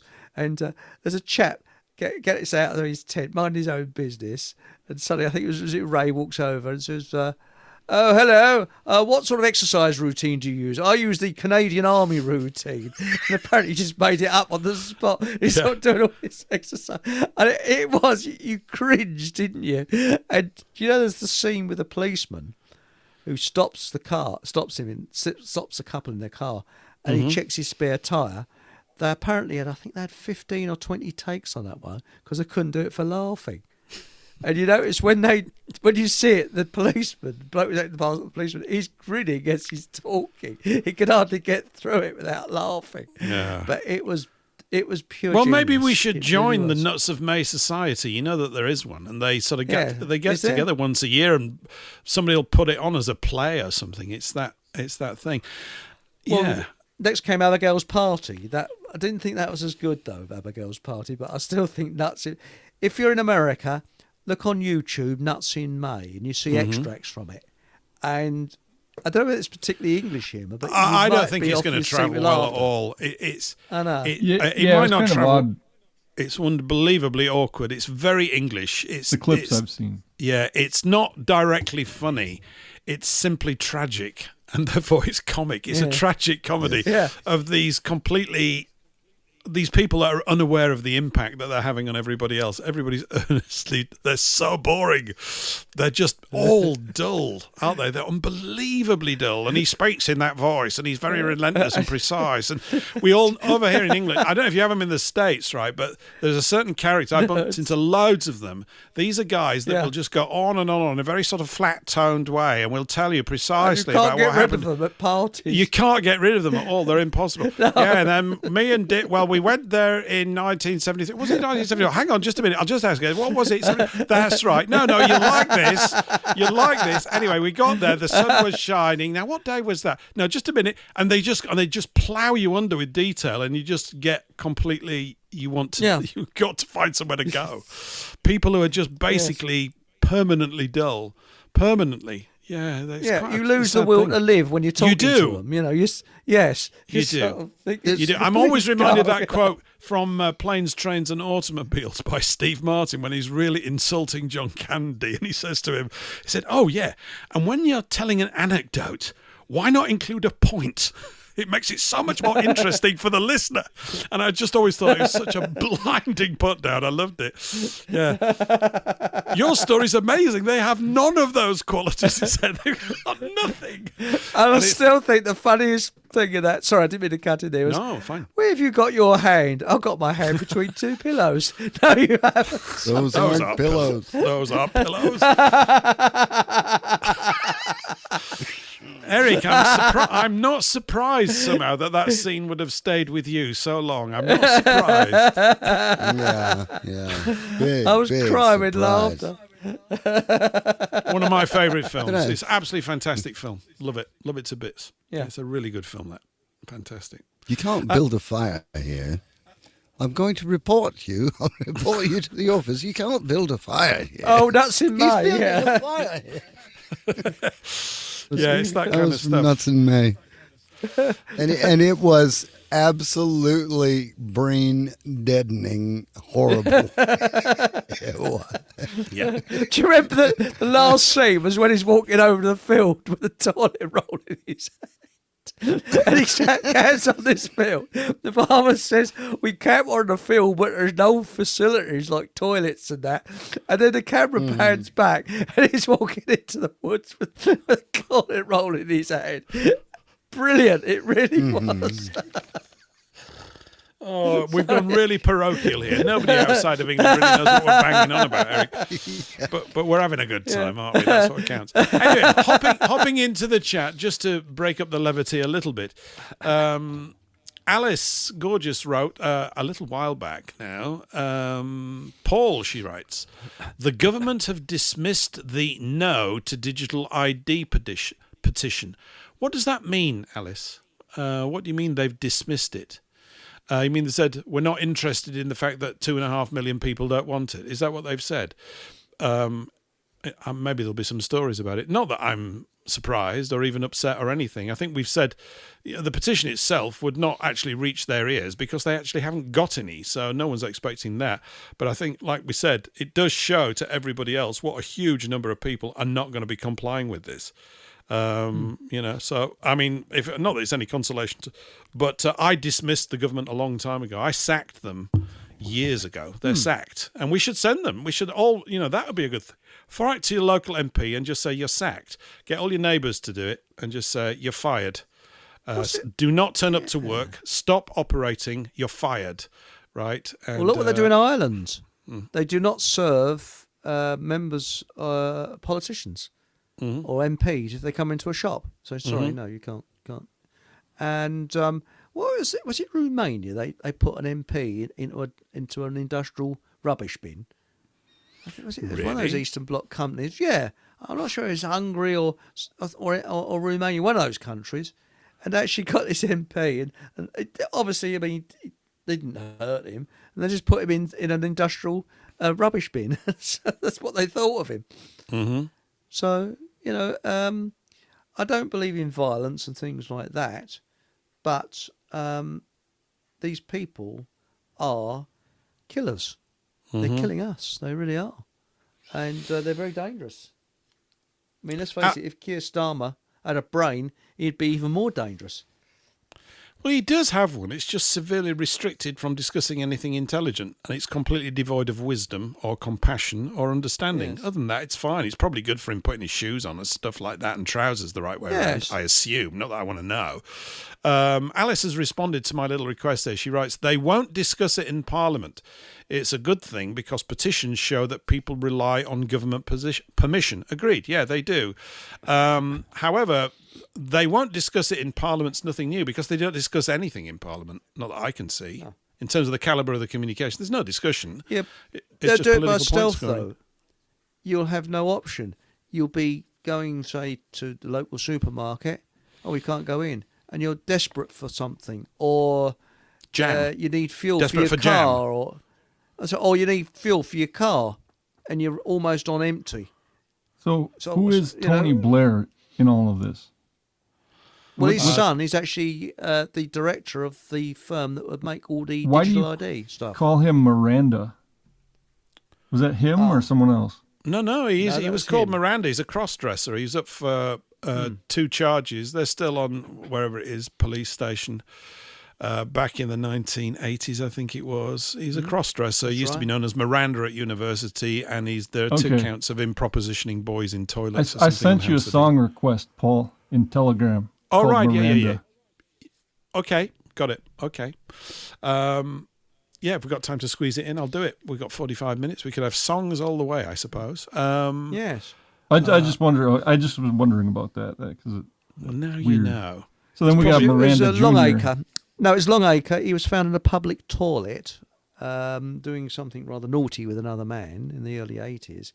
And when he was taken to the local police station, the name escapes me, he gave his middle name, which is Linton Blair. And when he got into power, they mysteriously had a fire in that particular police station, which destroyed all the records of that period. Isn't that strange? Slap my thigh. Anyway, never mind, because he's going to go and manage Gaza after it's been smashed to pieces, so the rumour goes. Oh, that's got to be. Because he's such a competent world leader. These people are... it's just not possible. What's his role in Gaza again? Flotilla manager or something? Worm or something? Yeah. I don't know. I don't know what it is. I don't think he has one yet. You heard about that flotilla that was going there? What happened to that? I don't know. What happened to that then? I heard they got boarded, and that's the last I heard of it. I know that there was a flotilla that went to Palestine several years back, and the Israelis illegally boarded one of the ships, and there's a chap in a wheelchair, and they just lobbed him over the side of the ship. That's how cruel they were. Yeah, unbelievable. Yeah, good fun. Anyway, well, I think dealing with the ID situation is going to be pretty important for all of us, and I suppose we could talk ourselves into an absolute standstill quite easily. So we need to make sure that we don't do that, I suspect. Because in the end, we're going to just literally buy into the idea that we're completely stitched up already, which we possibly are, but I don't know how that's going to help us if we just operate like that. Is the campaign to win over the hearts and minds of millions of more normal people? This, of course, assumes that they actually have hearts and minds open to be won over. Anyway, I intend to find out here locally as best I possibly can to see what kind of response we get from people. I mean, if people have literally given up on themselves, then it's just a matter of time before the English are extinguished off the face of the earth. I mean, they don't get it, but that's what's going to happen. It sounds ridiculous that I say such a thing, and it is ridiculous. And I probably won't come to that, but... Well, they won't do anything until the, as Yuri Bezmenov said, the jackboot is kicking their big fat bottom. That's true. That's it. Because they sit down in front of they're too comfortable. Far too comfortable at the moment. Sit and watch their huge televisions, watching the BBC blasting at them. Mainstream nonsense. They're brainwashed. And whatever happens, though, they'll still get electricity so they can watch their big television. But my theory is that there will be a shortage of food, yes, but not a shortage of junk food. You can get all the unhealthy rubbish easily, but you won't be able to get quality food, and that's what I've heard they've been telling the Danish to stock up on food. So the drone risk. They say the shrapnel from the guns they use to go after those drones end up hitting people as a consequence, unintended consequence. Well, that happened in World War II. They used Navy guns in London, and Navy guns are as anti-aircraft guns. And the big problem with using those type of guns is that what goes up must come down. Yeah. It needs radar to guide the guns onto the aircraft. Well, when you're at sea, 9 times out of 10, the shell, if it doesn't hit the aircraft, will come down and go into the sea and won't harm anybody. But what happened, putting it in a densely populated area, hasn't had the poor areas. They were firing up at the aircraft and missing, and they reckon that more people were made homeless and killed by our own anti-aircraft guns than the Luftwaffe bombings. Right. Yeah, Lieutenant Conte.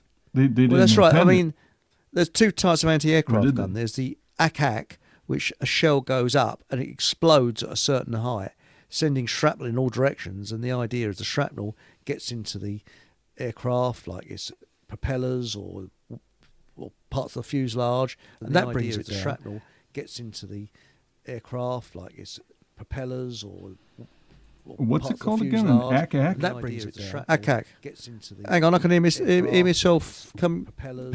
I hear it too. What is that? What's going on? ACAC? That brings it down. ACAC. Gets into the Hang on, I can hear myself come. propellers. I hear it too. And what is that? What's going on? ACAC? Hang on. ACAC. Hold on.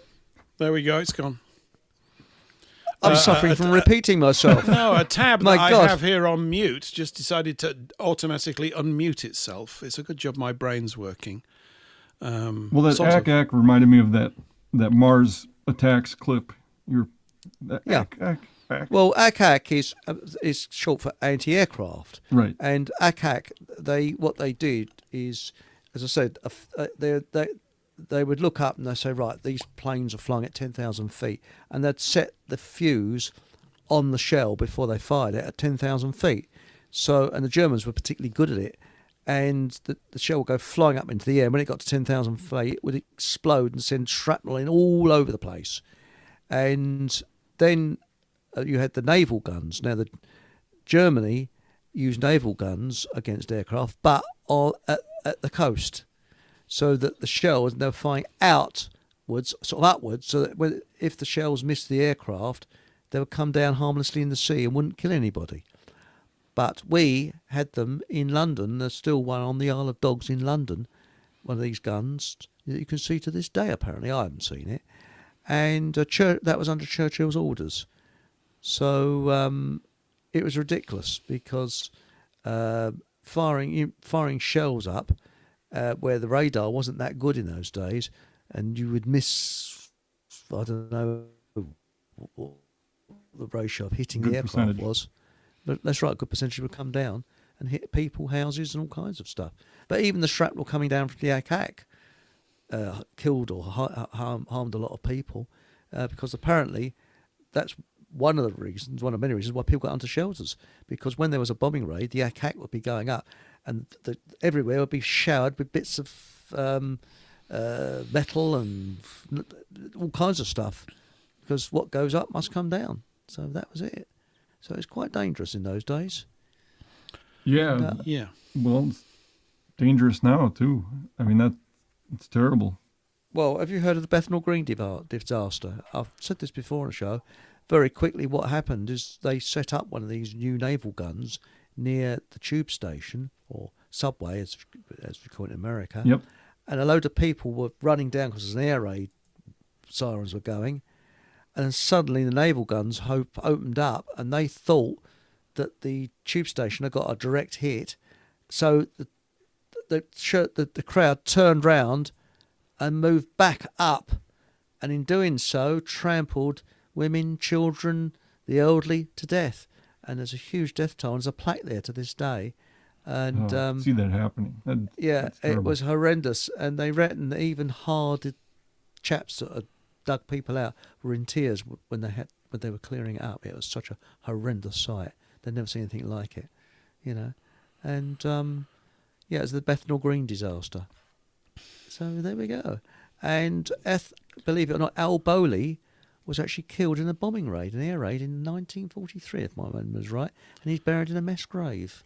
So there we go. Well, not to sound the bells of doom too much, but if we don't get our act together, we're going to be looking at things like this coming up, it seems to me. I want to be completely wrong. I want all the people that say that everything's going to turn out great to be correct, but it's completely irresponsible to operate as if that's the only possible outcome. And if you look at all of the confluences of terrible things that are taking place, obviously by design, the whole, I mean, if you look at this Middle East thing from our point of view, you've got a conflict going on over there, and the two parties that are over there have got a presence in England. They've also, in the sense that we have a considerable influence from the Israel lobby, let me put it that way, here in England. It's even more overwhelming in the States. But it's definitely considerable here. It's not as overt, you can't see it, but it exists. We also have had the influx of many Islamists into the nation. And we're aware that this so-called migrant crisis, which is nothing of the sort, it's a prepping for an internal, in your hometown conflict crisis by design.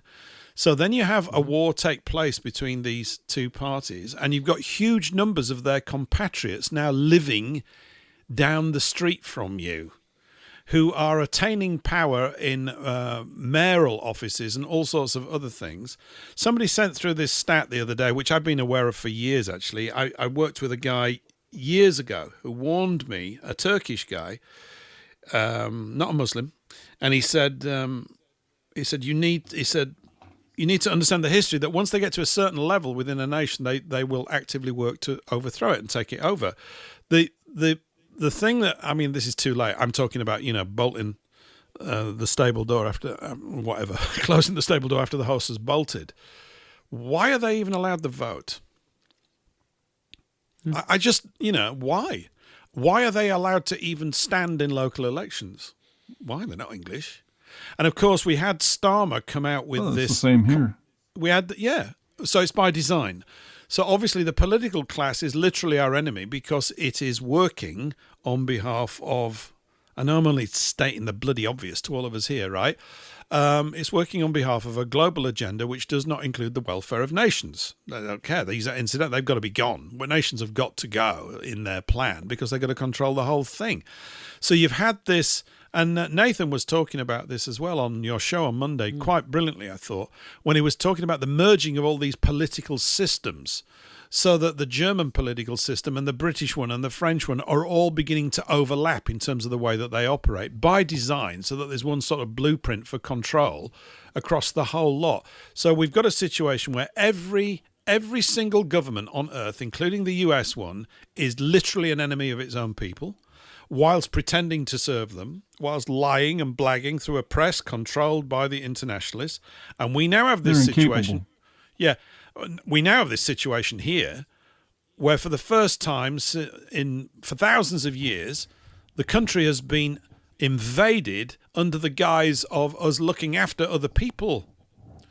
But it's not that the people that come here are thinking of themselves, or certainly in the 50s and 60s, as invaders. I'm sure they didn't think of themselves as that. But this was part of the creep. You open the door ajar. Oh, it's all for good reasons. You open it a bit further. You keep on doing things. And then you had Starmer ranting, I think it was on Monday, saying that everybody's obviously a racist and a right-wing fascist.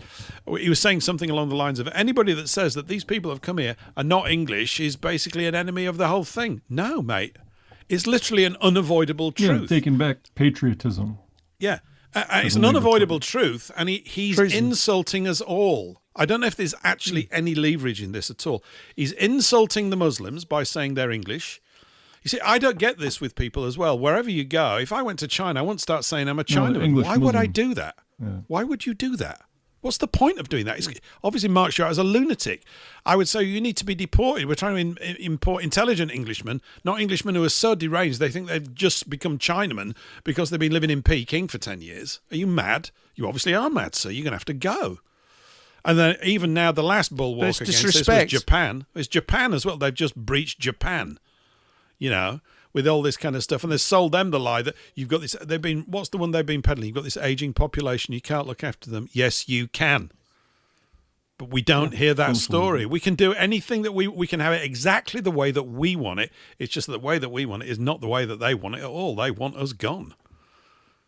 Anyway, I know I'm only staying. So we got to find a plan of action. We've got to change our behaviour, and I'm including me. My day's got to change. We've absolutely got to change our behaviour. I want to keep on doing this. We're going to keep on doing this, but we've got to include more actionable plans. One of the things that came out from Monday, I've yet to follow it up, Eric, by the way, but Nathan, we were talking about these mesh networks, which I guess is a boy's toy. Yes. But it's not. Yes. It's a bit more than that. So I want to get involved with that. If anybody's interested in mesh networks, we're going to start getting some contact emails. We're just going to have to operate out in the open. There's nothing we can do about it. We've just got to act first. Mesh. If we get some flack, we get flack. What can we do? Yeah. Mesh is brilliant because what it is basically, I mean, you have a gizmo. They're about 25, 30 pounds. They're not that expensive. Mm-hmm. And you can only send text messages on them. But there's a chap called Andy Kirby. He's on YouTube. He doesn't live far from me, funny enough. He lives up the road. I don't know him. I've never met him. But he experimented with this mesh network down the tubes in London, and it worked down there.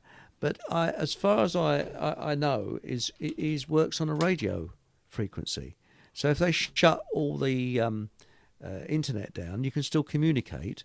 And the set that you've got is a receiver as well as a transmitter, and it acts as a transmitter for everybody else. You can't see other people's messages. So if, for example, if you had one port and I had one, and I needed to, and I had to send a message to you from Hertfordshire, and you're down in, was it West Sussex? Mm-hmm. So what would happen? It was a daisy chain along. So my message would then go via someone that's got, say, one of these couple of miles down the road. That would then bounce onto another one, then bounce on another one, then bounce on another one, and it eventually get to where you are, and then you would send a message back, and it a daisy chain back. And there's been people saying that, I mean, I think you've got them in America, but they're saying that you can get messages backwards and forwards pretty quick.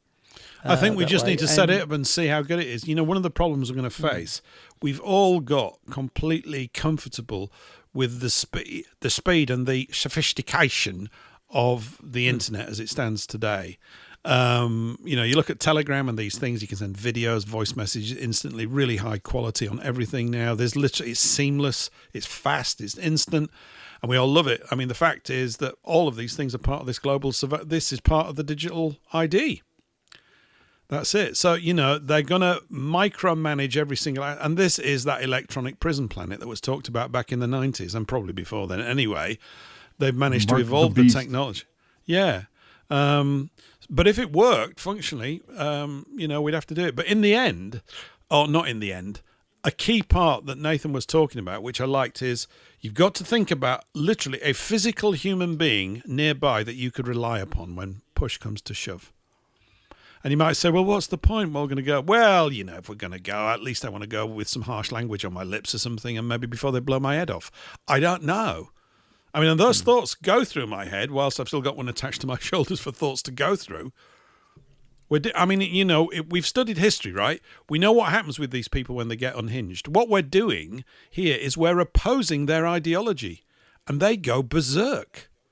And I'm coming back to this thing from that little essay that I was talking about a couple of weeks ago, the one about Babylon, about the fact that liberals, and we've been living under liberaldom and its ever-increasing degenerative behaviour for over 100 years now. Liberals are so connected with their ideology that they live in an abstract world. I think it's a key point. They absolutely do. Their world is totally abstract. It's about their ideology. and they nurture this ideology. They carry it around in their head, and it's lovely. And anything that doesn't even stand now in alignment with it, which is where the Labour Party is, you're a right-wing extremist, racist, Nazi, maniac, and all this, that, and the other. And they are literally incapable of seeing that all of the blood that's flowing is because of them. We're not doing anything.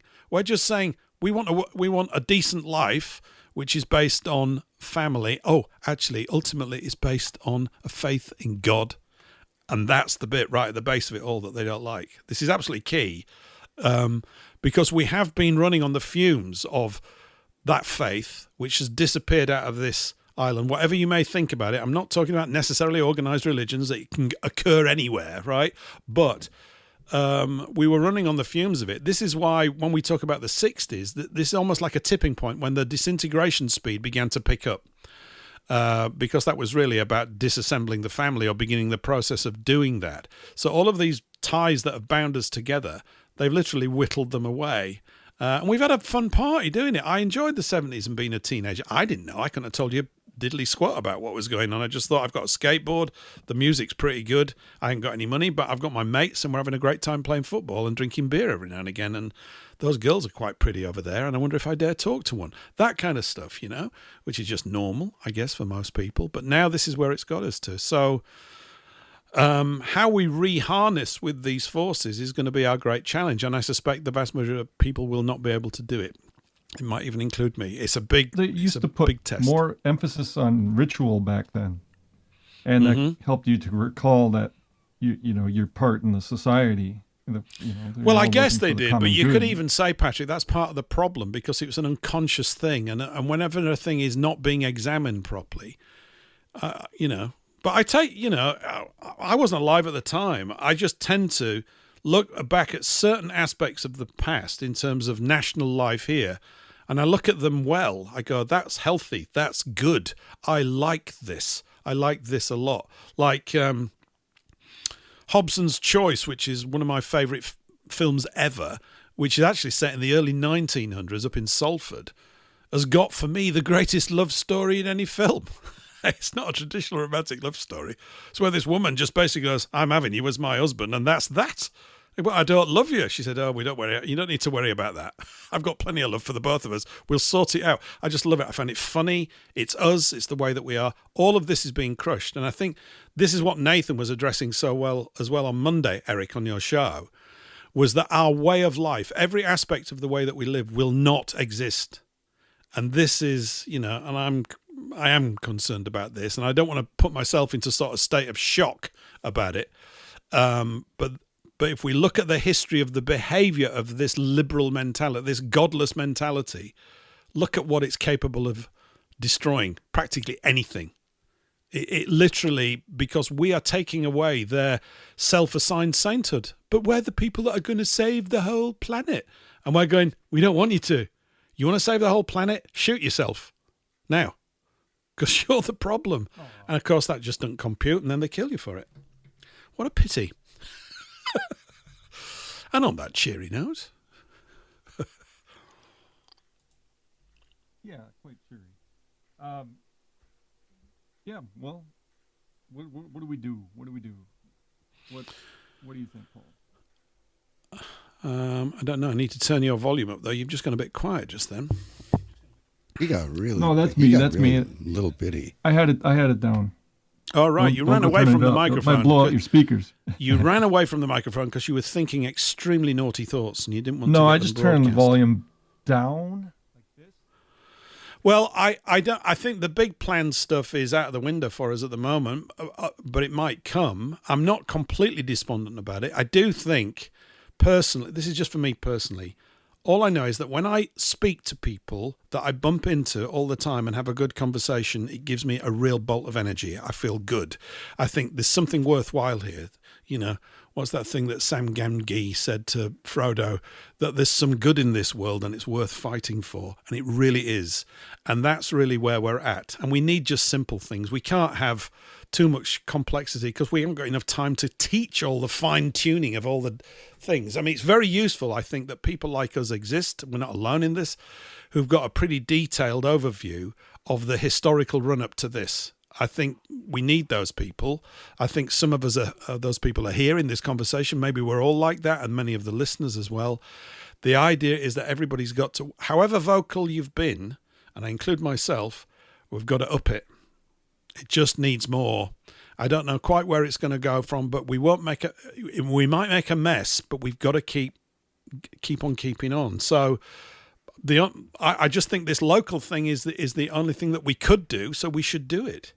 And it may well be that we can demoralize their political allies to such a degree that they begin to that they give up. We've got to get our story across so much. We're not listening to your story. They want to tear down our monuments to the past and our stories. Those.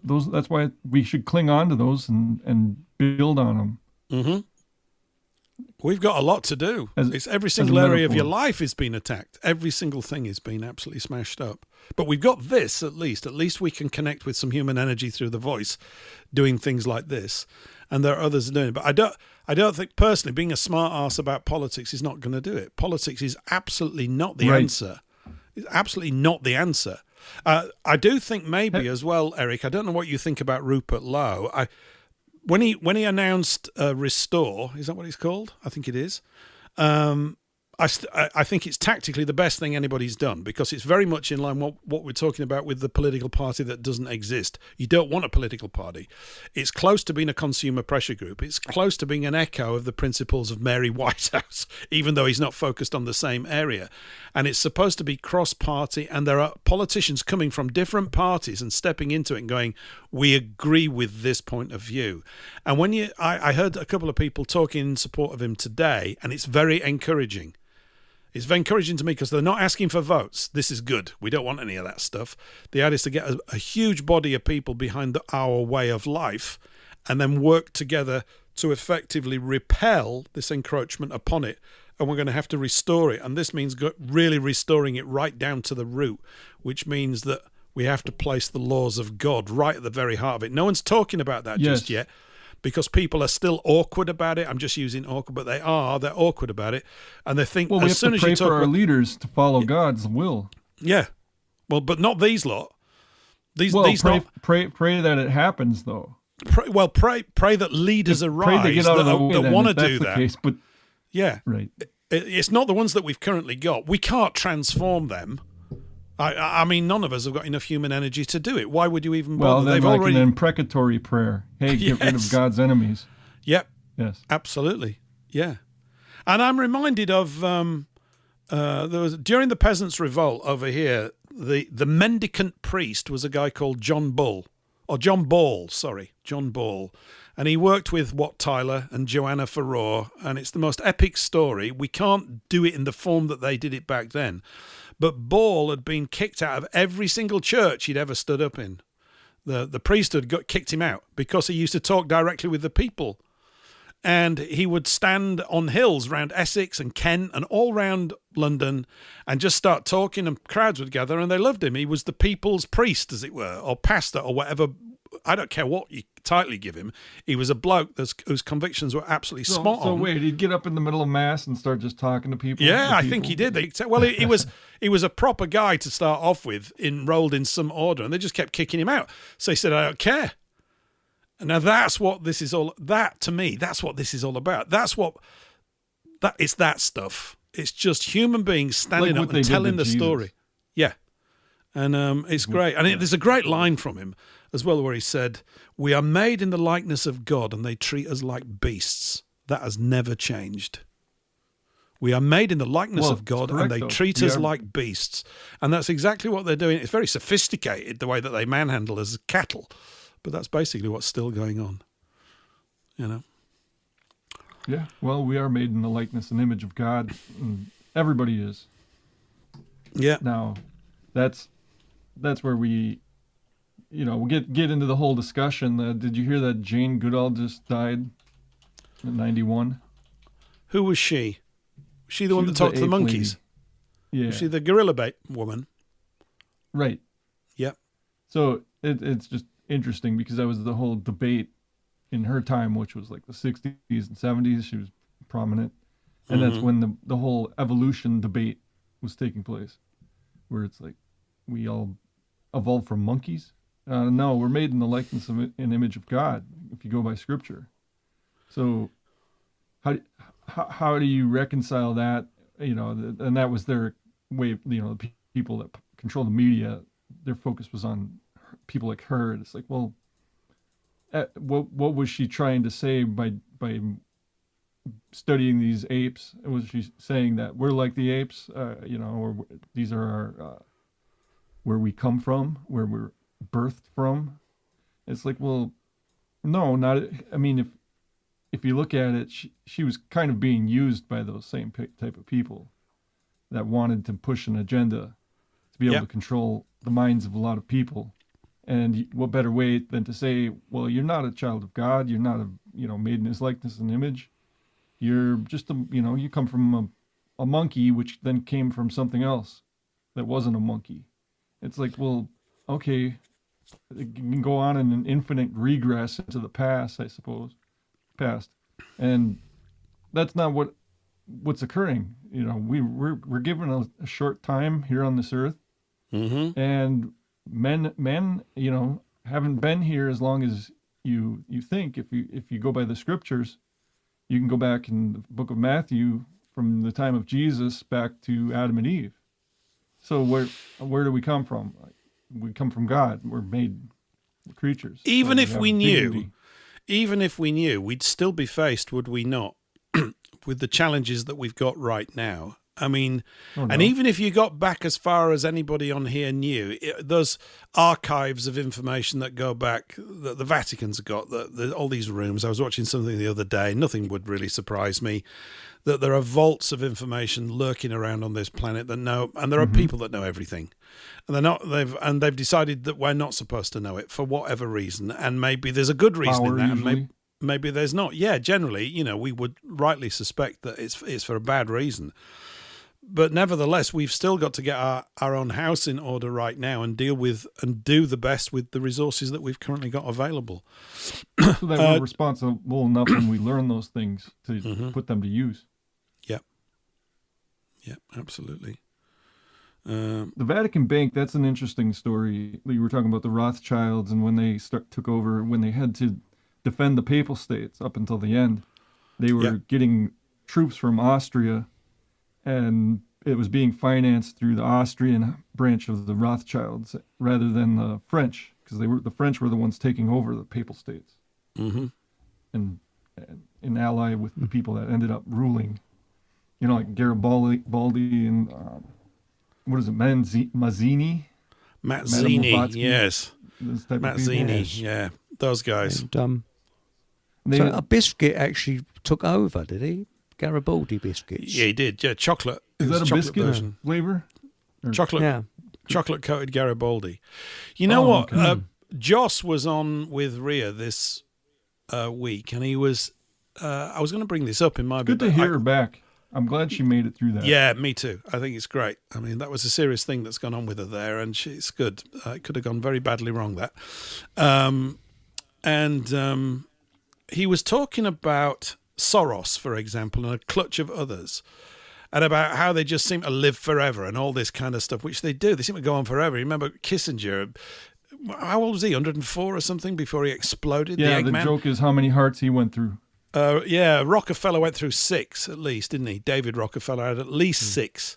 I mean, it's just nuts what they're doing. But it reminded me, now brace yourselves everybody, of a psalm. Right? Did a little part of you, not Patrick, but a little part of you just shrink when I said that? You must have been to church, Eric, and they said, right, we're going to read from the Psalms. Did you kind of sort of go, oh dear? There are 150 Psalms. Yeah.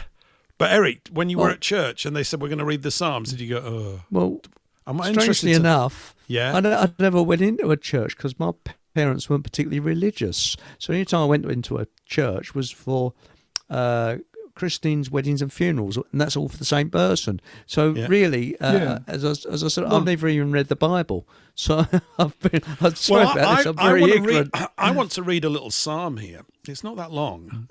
So everybody's going to go, Paul, what are you doing? Right? And but I do. This came to my attention because of James Delingpole, who was talking about this one particularly. Apparently, he reads the Psalms all the time, and if you think of them as being series on the Psalms, and if you think of, it's a fancy word which is distances us. Being in, no one says Psalms at all. You go, oh, it's a religious thing, and I've got to go to church and all this kind of stuff, right? But the way I'm tending to view it right now, and this could be wrong, Patrick, I accept this. These are things that were written by people of the time, in terms of expressing certain things. And this one, Joss was talking about these people living forever, and I just want to read this, right? It doesn't nail it right on there, but it's got some great lines in it, okay? So this has got the religious stuff in it as well. So here we go, and it'll last probably about a minute. It's Psalm 73, and I'm reading it from the Jerusalem Bible. This is the one that Tolkien worked on, just to give it some street cred, okay, in modern thing. And it goes this, he says, God is indeed good. The psalmist writes this, God is indeed good to Israel. Yahweh is good to pure hearts. My feet were on the point of stumbling a little further, and I should have slipped, envying the arrogant as I did, and watching the wicked get rich. This is why I think this is appropriate. For them, no such thing as pain. Their bodies are healthy and strong. They do not suffer as other men do. No human afflictions for them. So pride is their chain of honour, violence the garment that covers them. Their spite oozes like fat. Isn't that fantastic? Their spite oozes like fat. Their hearts drip with slyness. Cynical advocates of evil, lofty advocates of force. They think their mouth is heaven, and their tongue can dictate on the earth. This is why my people turn to them and lap up all they say, asking, how will God find out? Does the Most High know everything? Look at them. These are the wicked, well off and still getting richer. After all, why should I keep my own heart pure and wash my hands in innocence if you plague me all day long and discipline me every morning? Had I said, that talk appeals to me, I should have betrayed your children's race. Instead, I tried to analyse the problem, hard though I found it, until the day I pierced the mystery and saw the end in store for them. They are on a slippery slope. You, God, put them there. You urge them on to ruin until suddenly they fall, done for, terrified to death. See, it's got a good ending. When you wake up, Lord, you shrug them off like the phantoms of a morning dream. When my heart had been growing sourer with pain shooting through my loins, I had simply failed to understand my stupid attitude to you was brutish. Even so, I stayed in your presence. You held my hand. Now guide me with advice, and in the end receive me into glory. I look to no one else in heaven. I delight in nothing else on earth. My flesh and my heart are pining with love. My heart's rock, my own, God forever. So then, those who abandon you are doomed. You destroy the adulterous deserter. Whereas my joy lies in being close to God. I have taken shelter in the Lord, continually to proclaim what you have done. So I quite like that too. I think James Delingpole's been banging on about that one. And wow, what version is that? That's the Jerusalem Bible, the one that Tolkien worked on. And that's Psalm 73. And you can get it online, I was Patrick, reading along with the Douay Reams, and it's, okay. it's just a different language is all. I know that's more of a modern translation. It is. I found it quite accessible, but the gist of it there is, these guys are riding high. Yes, they're deceiving everybody, loads of the people around us who want to listen to them because they got all the money, right? And all that. But they're being set up that way. They're going to be crushed. And if all else is lost, it's a thought and a hope and a good feeling to hold on to. So there you go. We just went a bit psalmy. On the show. How about that? That was good. Very interesting. Nothing like a psalmy. Yes, that's interesting. Why not? Psalmy. Alice Gorgeous says Psalm 91. I'll have a look at that, and if it's a good one, Alice, we'll throw it in next week, okay? One psalm after a year and a bit, 2 years of doing things is, don't want to go mad. You wait 2 years for a psalm to come along, and then 2 come along in one show at once. It would be pushing it a bit. That's right.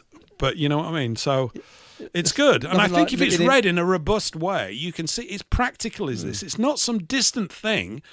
And they were going through the same issues then. And we got these twats.